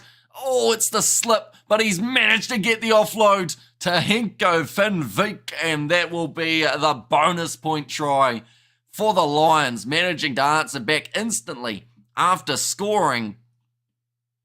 That is a brilliant try. But 50 minutes in, Henko van Vyk, just a half slip there. Looked like it was going to kill the momentum. They still got it anyway. And nice one, Lions. Says Sakabula there, and told you Lions will run away with it. Says Albert. And freedom with the backs. Says Mikhail there. Now 15 points difference. Volhata should have a nice, easy kick straight out in front. Ulster missing a few too many tackles, 2 more years, and Evan passes maybe not quite 150, because I think they only play maybe 12 test matches in the year. So, like, couple more years, he could be up to like 130, maybe, if he plays all the games in November. Or in fact, he's only got 3 more in November, hasn't he? So maybe 125 at the most. And the gulf between Leinster and Munster and Ulster Connacht is immense. Sears Bill and Henko next box centre. And Matfield scored many tries for the Bulls, says Outlaw. And I love this team. They are deadly, says Brian. Tell you what, they're a really big threat for this year. And I feel like the Lions the last couple of years probably haven't got the amount of... sorry, I said the wrong thing, didn't I? I meant... I was doing my maths completely wrong. I was working from 100, but I slightly messed up. I meant that with that, yeah, he could get 150. Sorry, my apologies. I was trying to explain what I meant, but I realized that by saying about the 100, I shouldn't have said 100. I should have just said the maths that I was doing off the top of my head. I love this team. They are deadly. And just watch out for this guy, says Brian there. And 128. Oh, hang on. They're going upstairs. What are they checking? Okay, they want to check to see if someone's changed their line. Chasing the kick, is it? Right, if they've changed their line... Oh, he has a bit. Unfortunately... Okay, the try's going to stand, but Kronya did change his angle. What do you think of Australia's chances against the British and Irish Lions? Next year, Australia must be better next year, or else going to be 3-0 to the British and Irish Lions. And bar injuries, Eben will reach 150 for next World Cup, says Albert. Okay, they've said no clear obstruction. And that one's gone over. Now making the score 27 points to 10.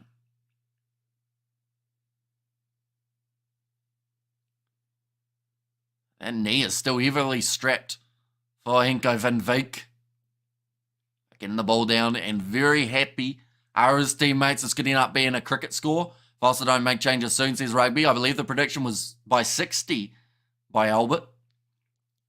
See whether or not they can quite get to that margin. They've got that ball there. 22 metres out from the line, playing halfback. It will be Honka. Should mention the NRL final was actually taking place as well, wasn't it? Who won that? In the end, I know that Penrith were up 10-2 the last time that I saw it, but I'm not too sure who actually ended up winning that whole game. Looks like O'Sullivan has made his way onto the field. That is for Warwick. Nohamba with a decent clearance. Henderson. That is for Treadwell. And also McCann onto the field. That is for Matt Rea. So already making 3 changes here, Ulster, and I expect to see some more relatively soon. Australia will lose against British Lions, but after today, it shouldn't be a disaster at least. Sears Albert. Now, nice attack and run from the Lions yet again. They're just dominating in terms of possession throughout this game. Nohamba having a few little handling errors. It goes back across to Kate Volhata. Wide cut out pass to Henko van Vyk.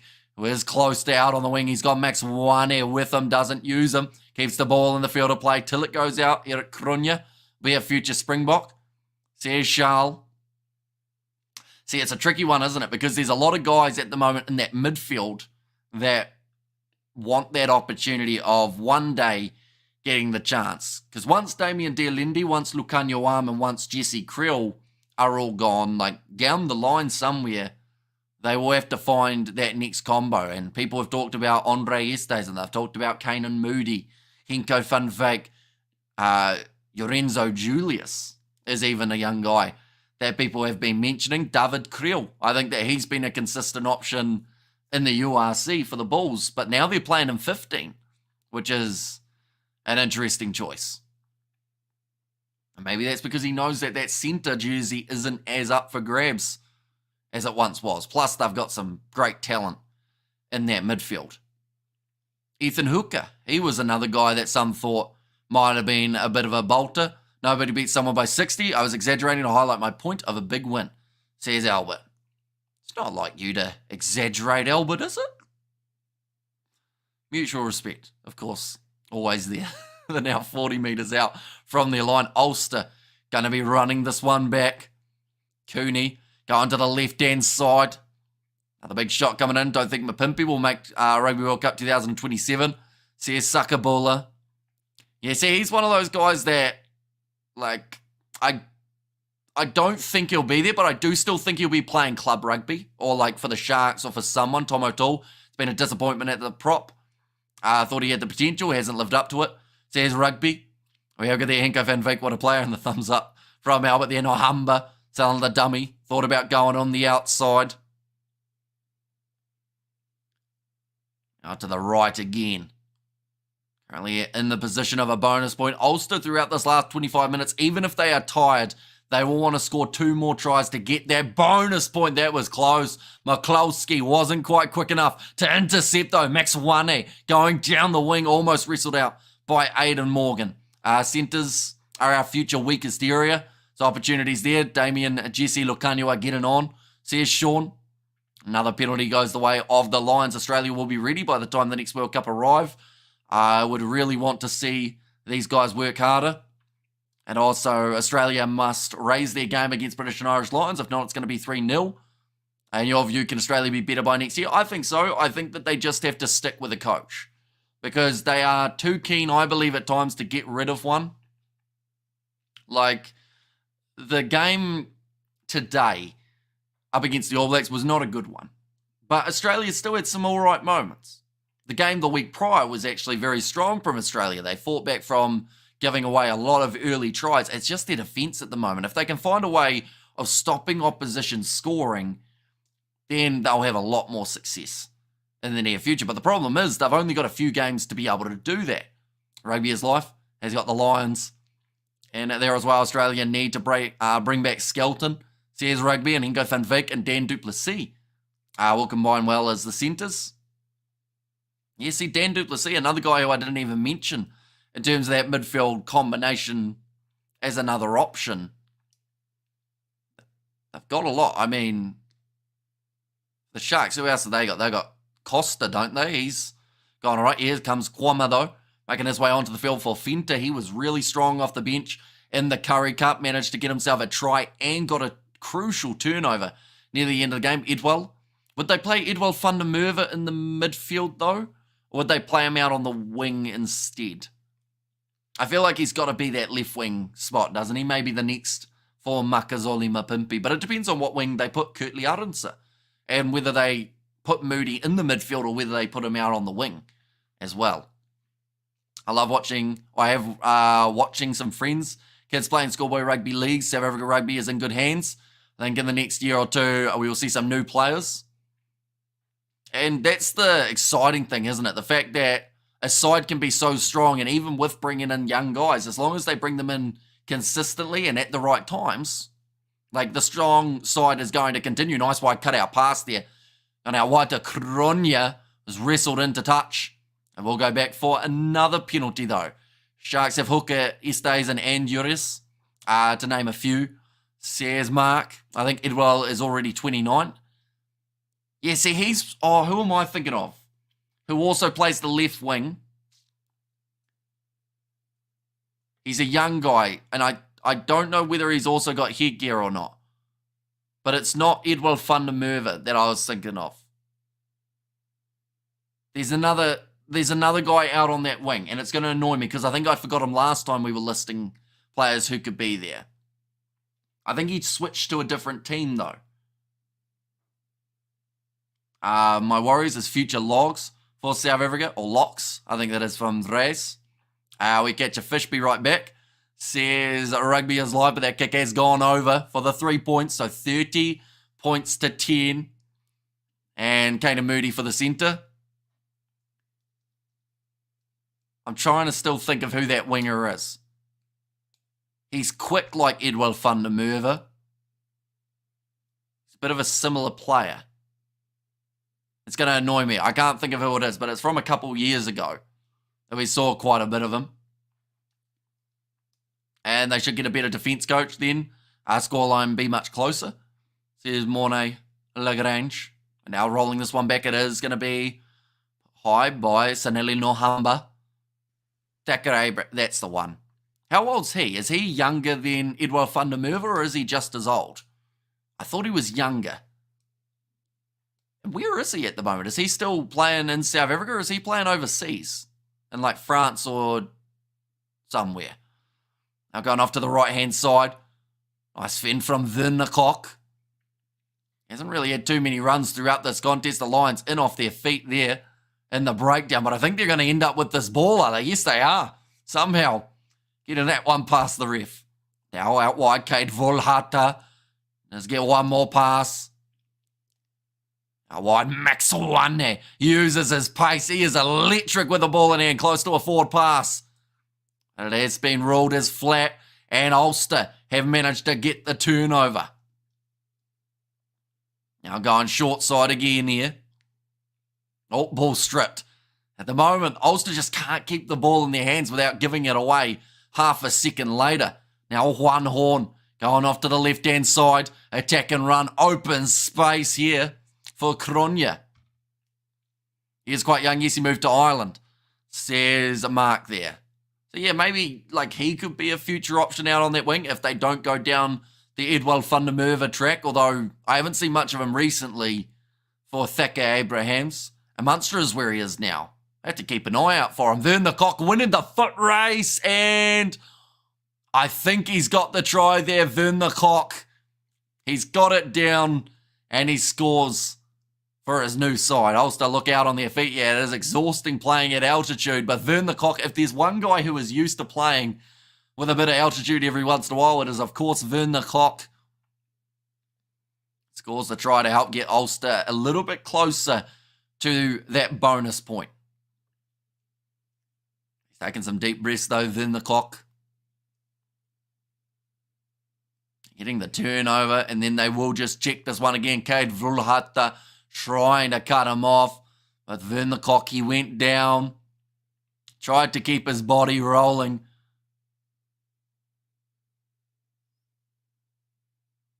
Oh, just got it down. But tell you what, Cade Volhata almost stopped him from grounding that ball. Took him a little while to be able to wrestle it down there, Vernecock.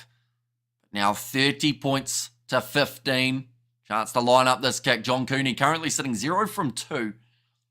So needs some form of extra points here. Exactly, he's the only Ulster player who looks like he has any energy. Says Fleshin. Oh, in fact, this is no longer John Cooney, Cooney, I should say. It is actually Nathan Doak. We'll line up this kick, and he is also missed. Okay, not a good day for an Irishman kicking in South Africa by the looks of it.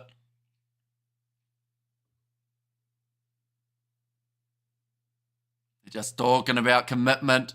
Vernecock, he has never lacked it. That's an impressive run. Definitely 60 minutes into this game. Vernecock is a good player and a gentleman. Says Sean, I know he had that thing a while ago with his sevens or his rugby kits. Did he ever get them returned in the end? I know that he had that situation now they got stolen, but I've never heard about the outcome of it, whether or not. I would assume that he didn't get them back due to not hearing about it. But did he ever get any of them back or anything, or were they just forever stolen? Nicely taken by Ulster. They are inside of their 22. 15 points down. If they had got all their kicks over, they'd only be down by 9. Makes a big difference. Doak kicking this one into touch. Does manage to get it into touch about 40 metres out. Can't quite believe it. The Irish scrum half thinks that he got a lot more distance on that one. I don't think he got anything back. So here's Sakabula, which is a massive shame because for a lot of those players, like definitely someone like a Vernon Cock, it seems like it's not so much about like the money side of things, but it's about like having those as what you look back at. I also haven't heard anything. He had his stuff for his returned. And the kicks is what is killing Ulster. If they had the kicks, it would have been only 9 points, like you said, says Sean. And Ulster have been very poor with all the basic lineouts, passing, kicking, all extremely poor, says Rugby. And Dragons won the Ospreys 23-21. That was last week, wasn't it? A lot of close games in round one. That is going to be loose. And Ulster have managed to get this ball back. It has sentimental value. It's priceless. Exactly right. Like, for those players, definitely your first kit and your sevens experience as well in the past. Your first kit for a new side, that's a good kick. And behind, 50-22 was attempted, but that ball's just going to keep on rolling and just pulls up in the in-goal area. The Lions also missed 2 kicks. Siev Regine. Looks like Nathaniel will now be taken off the field. That is going to be for Ruben Skurman. Cade Volhata, some deep breaths for that man, that is for sure. He is feeling it big time. Should mention, ladies and gentlemen, are we excited? 2.5 hours away from the Springboks versus Argentina match. It is getting closer, which means we're only an hour and a half away from the start of our commentary in terms of the build-up, the stats, everything to do with that match. It is going to be electric. Also, I should mention, throughout that build-up, we are going to be giving you guys updates in terms of what is happening in the second half of the Bulls versus Edinburgh. Did you see Horn 50-22? Says Rugby is life. Yeah, it was a phenomenal kick from inside of his own 22 to get it only a few metres out. Let me dream. Says McCall, the Jacks blew that game against the Dragons last week. And trying to get the braai going. No way the Boks are winning the championship. They are fielding the A team versus last week's Bill. They are not winning. Yeah, that makes more sense. They're fielding A team versus last week's B team who weren't good enough. People that still don't realise they are placing a curse on themselves. So hope he gets his stuff back one day. Says Albert. It's going to be a party after the South African game. Says Regine, beautiful run here from Aidan Morgan. Moves into the 22, was looking for that offload but couldn't quite find it. Doak has a bit of a handling error. Tackled a bit high from Juan Horn there. The turnover was not quite there for the Lions. Then the clock. The game's not over yet, and there's still a chance for a bonus point try here. Jacob Stockdale, we've hardly seen him. He's 2 metres out from the line now. Hands down, that is a clear... Is that not a clear off for your feet? Wow. And they're marched for 10 as well. Hands... But I don't even know how that one's gone the way of the Lions, but I mean, it works for them. Hands clearly down, then trying to rip it backwards. But yeah, those hands were down, I believe. New Zealand versus Ireland is going to be a real thriller of a game. Yeah, New Zealand have some big games coming up at the end of the year. They've got Ireland, they've got England, they've got France. Kick it. Says Rugby is life in South Africa. You hardly ever get anything back. Please can't be bothered. Says Sakabula, your expression says it all. Am I being too harsh in that breakdown, or was clearly that the Lions' hands were down and then he pulled back and ended up getting that ball? But then I guess it depends on the interpretation of the ref as well, doesn't it? Stormers must come right, says William Moses. And there as well. But now Lalabakanye will make his way off the field. How did that happen? Says Fleshin. Are we talking about the penalty or the jersey situation? Henderson should have been playing from the start. Big difference with him on the field. It's going to be another line out. You think Ulster would be less rusty, or would be the less rusty of the teams? Says Sean. Yeah, maybe it's just altitude has hurt them a little bit here, and a bit of the unknown about playing the Lions. Like the last time these two sides played, 24 points to 17, I believe it was. We cannot tell. We will take your guide, says Regine.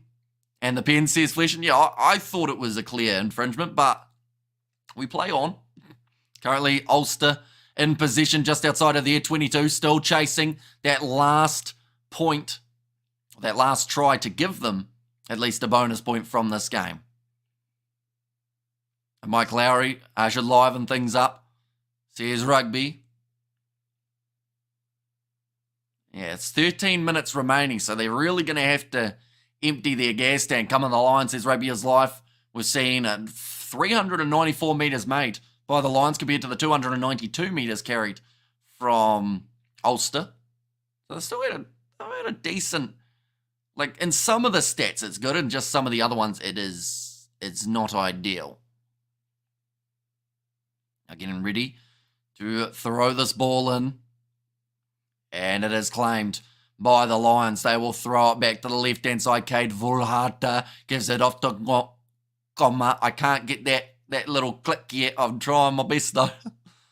Looks like he slipped over while taking that kick. Cade Volhata chasing that one. Max Wani again manages to wrestle it down. I called Ulster the Spurs of the Rugby a good team. Nothing to show.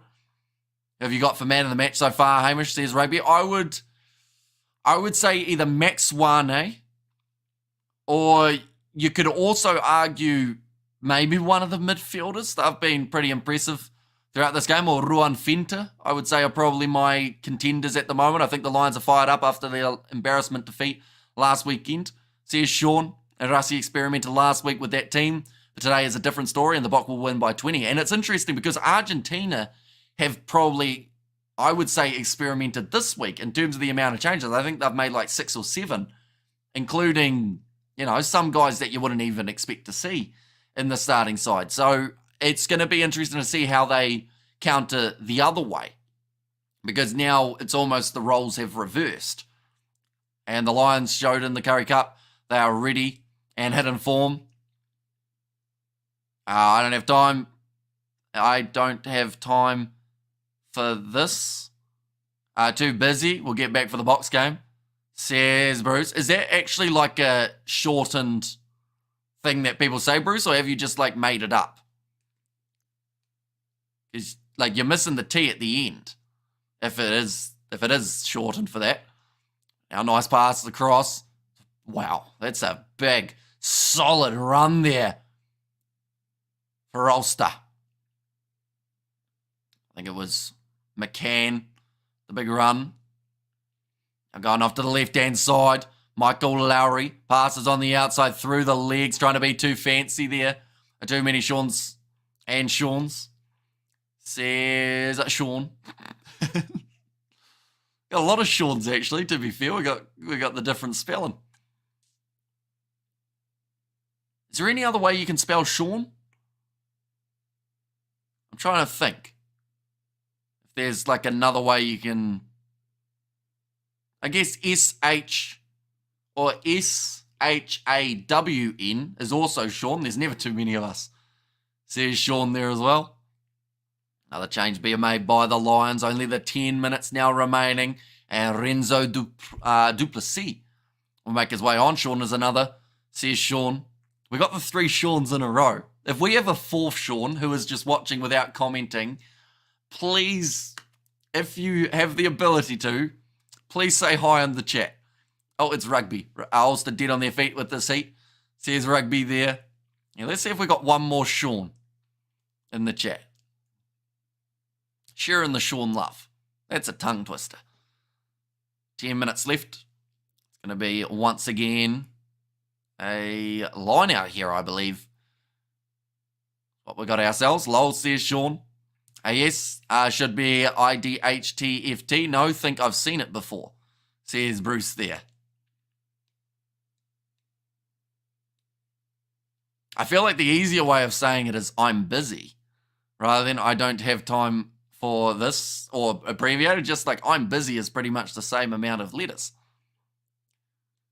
Now, nice bit of work there. On off to the left-hand side. And go Van Veek going up. Max Wane almost through. Oh, it was close to a forward offload. In fact, yes, they will go back for it. Sean. Said Bruce. And the heat and altitude are probably going to be a bigger factor when the season is starting. See how well the Lions go when they don't have those things on their side. So here's Neil. And yeah, it's always going to be helpful when they're at home, that is for sure. And if they can, that's the thing. If they can get far in the competition and they can keep in the top 8, even better, top 4, then you have that massive, massive advantage heading into the later games of the competition when you're in the playoffs. Now, the Lions were extremely unlucky to miss out on knockout rugby last year. They were right on the verge. I think they finished 9th. And the only thing that got the team that made the top 8 ahead of them, I think, was just 1 extra point from the whole season. There is a Sean. Says Regine there. Now scrum feed. It's time for Ulster. They need one more try to get a bonus point. And of course, at the moment, we're so early in the competition, it doesn't seem like bonus points mean a lot.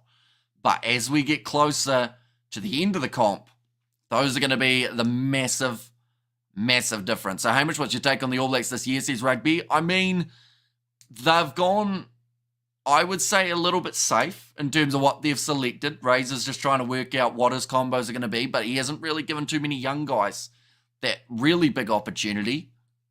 But I'm curious to see what happens in November. Who's going to make it into the side? The 7th of October is when we're going to see the squad announced. I'm going to be in Australia at that point, so I have to probably film it from my hotel room.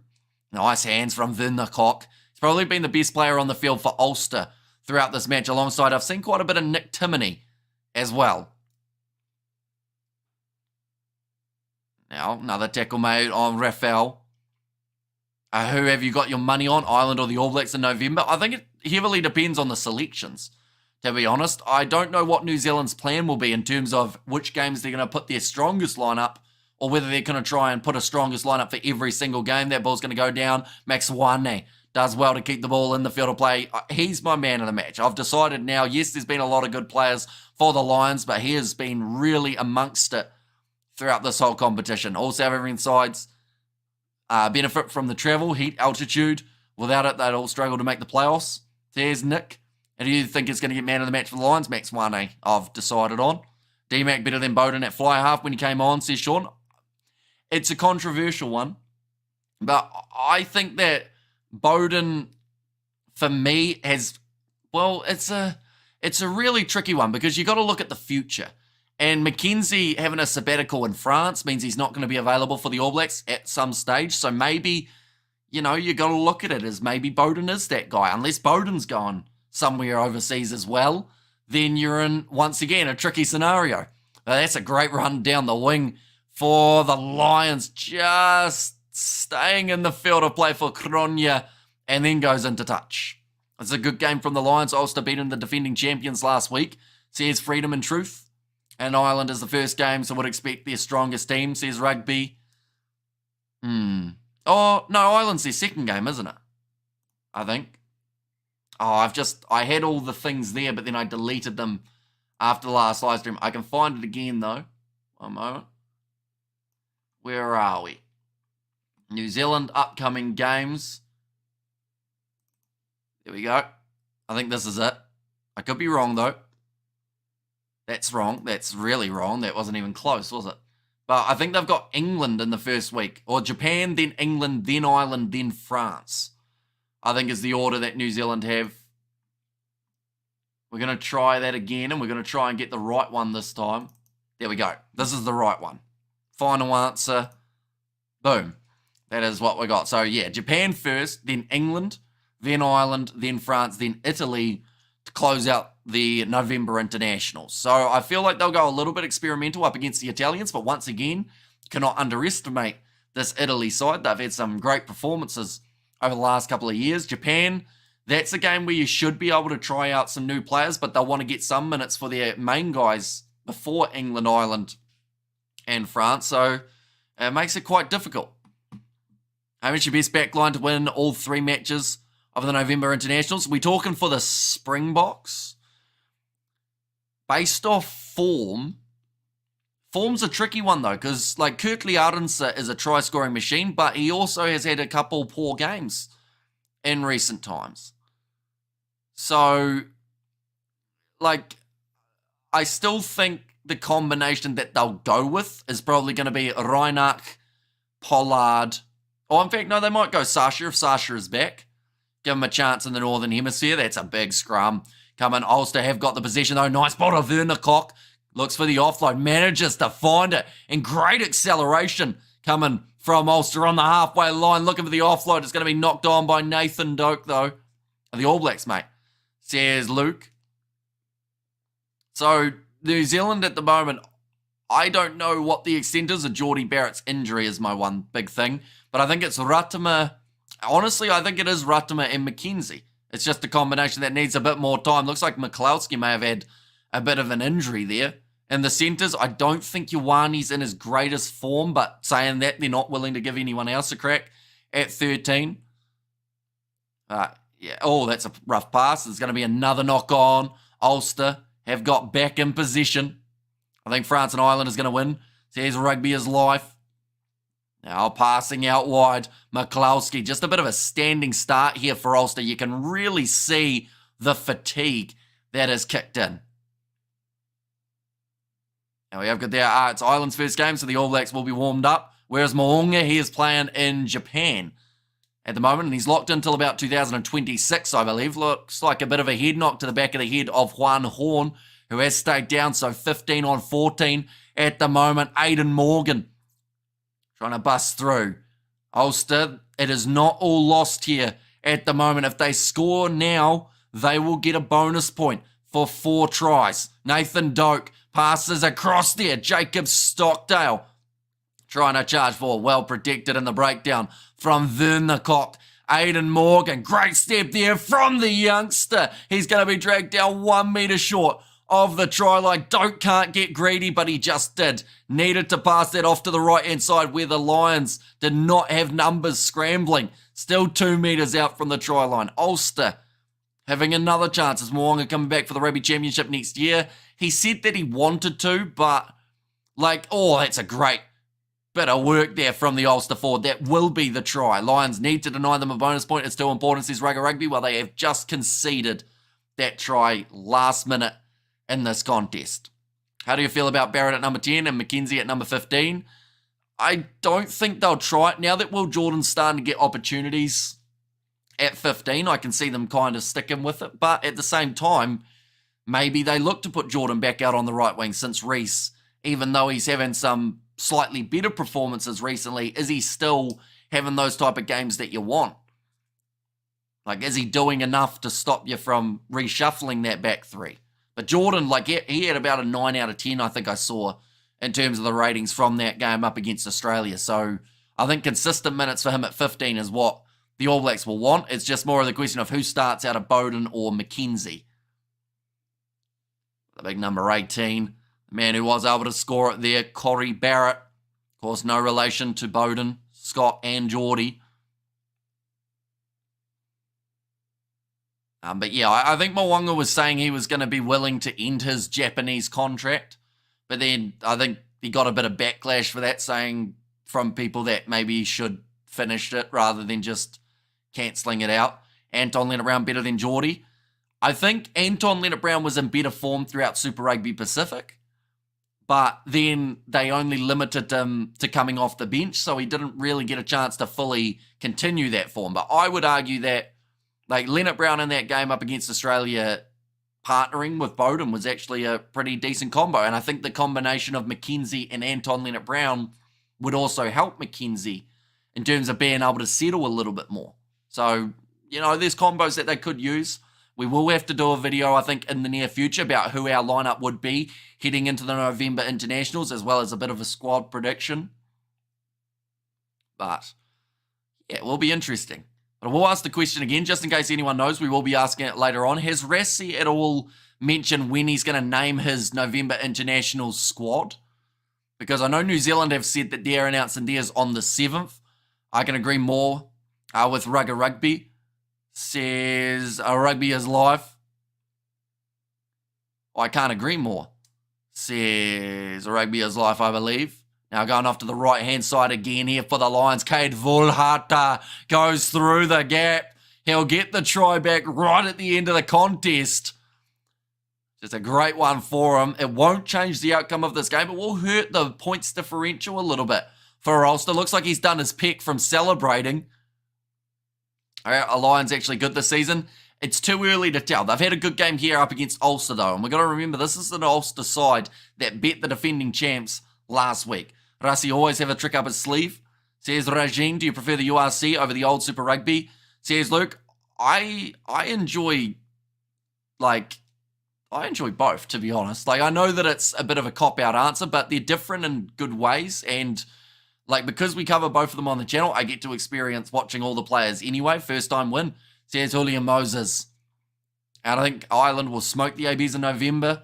They'll have a lot stronger team than the players, or the team played the box. Says Rugby. Now Nico Stein, going to be lining up this one. She's top 3 forwards in the world right now. Peter Steph-Toy is easily in the top 3. And I don't think I would be convinced otherwise. Just because he's an absolute beast of an individual. Oxen Share, I would almost argue, is also in that top 3 for what he's been able to do in that number 1 jersey. Stein misses it away to the side. So that will be the end of this contest. 35 points to 22. Now, my prediction was Lions by 8. So if it wasn't for this last Cade Volhata try, I would have actually been quite close. But he ruined it. Last year, Rassi announced it 2 weeks out.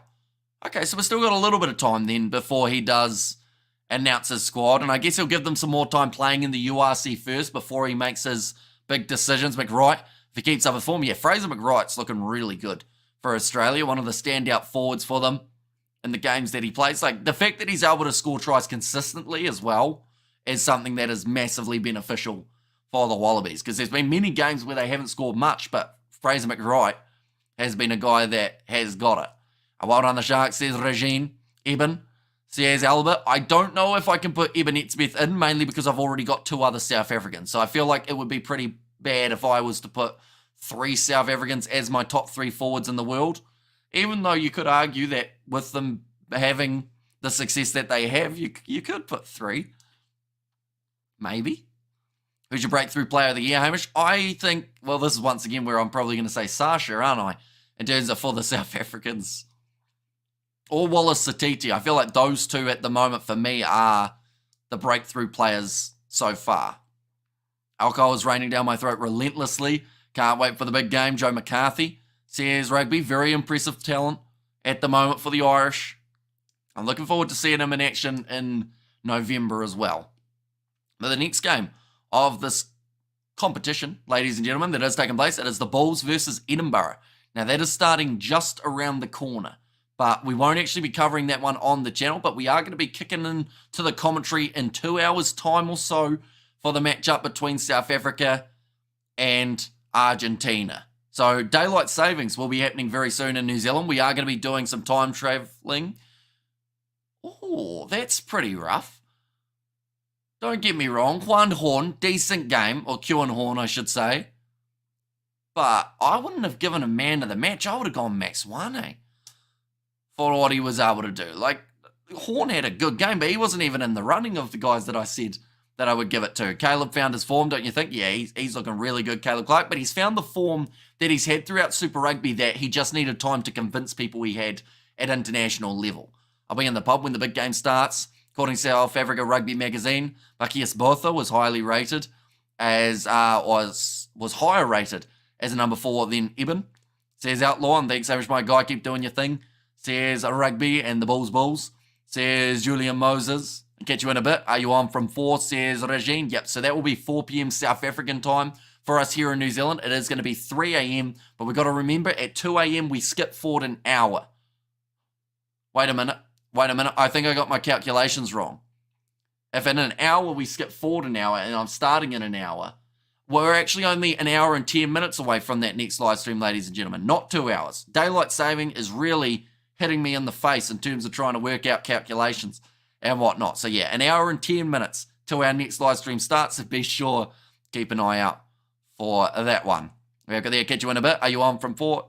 And good shout on Ox, says Rugger Rugby. And there, and quality as always, says Scott David George. Thank you very much, mate. Greatly appreciated. Nonetheless, I do thank you all very much for tuning in. If you did enjoy, of course, be sure to leave a like and subscribe. We're back in 70 minutes time because I've finally worked out the calculations. And we will see you all for the next one.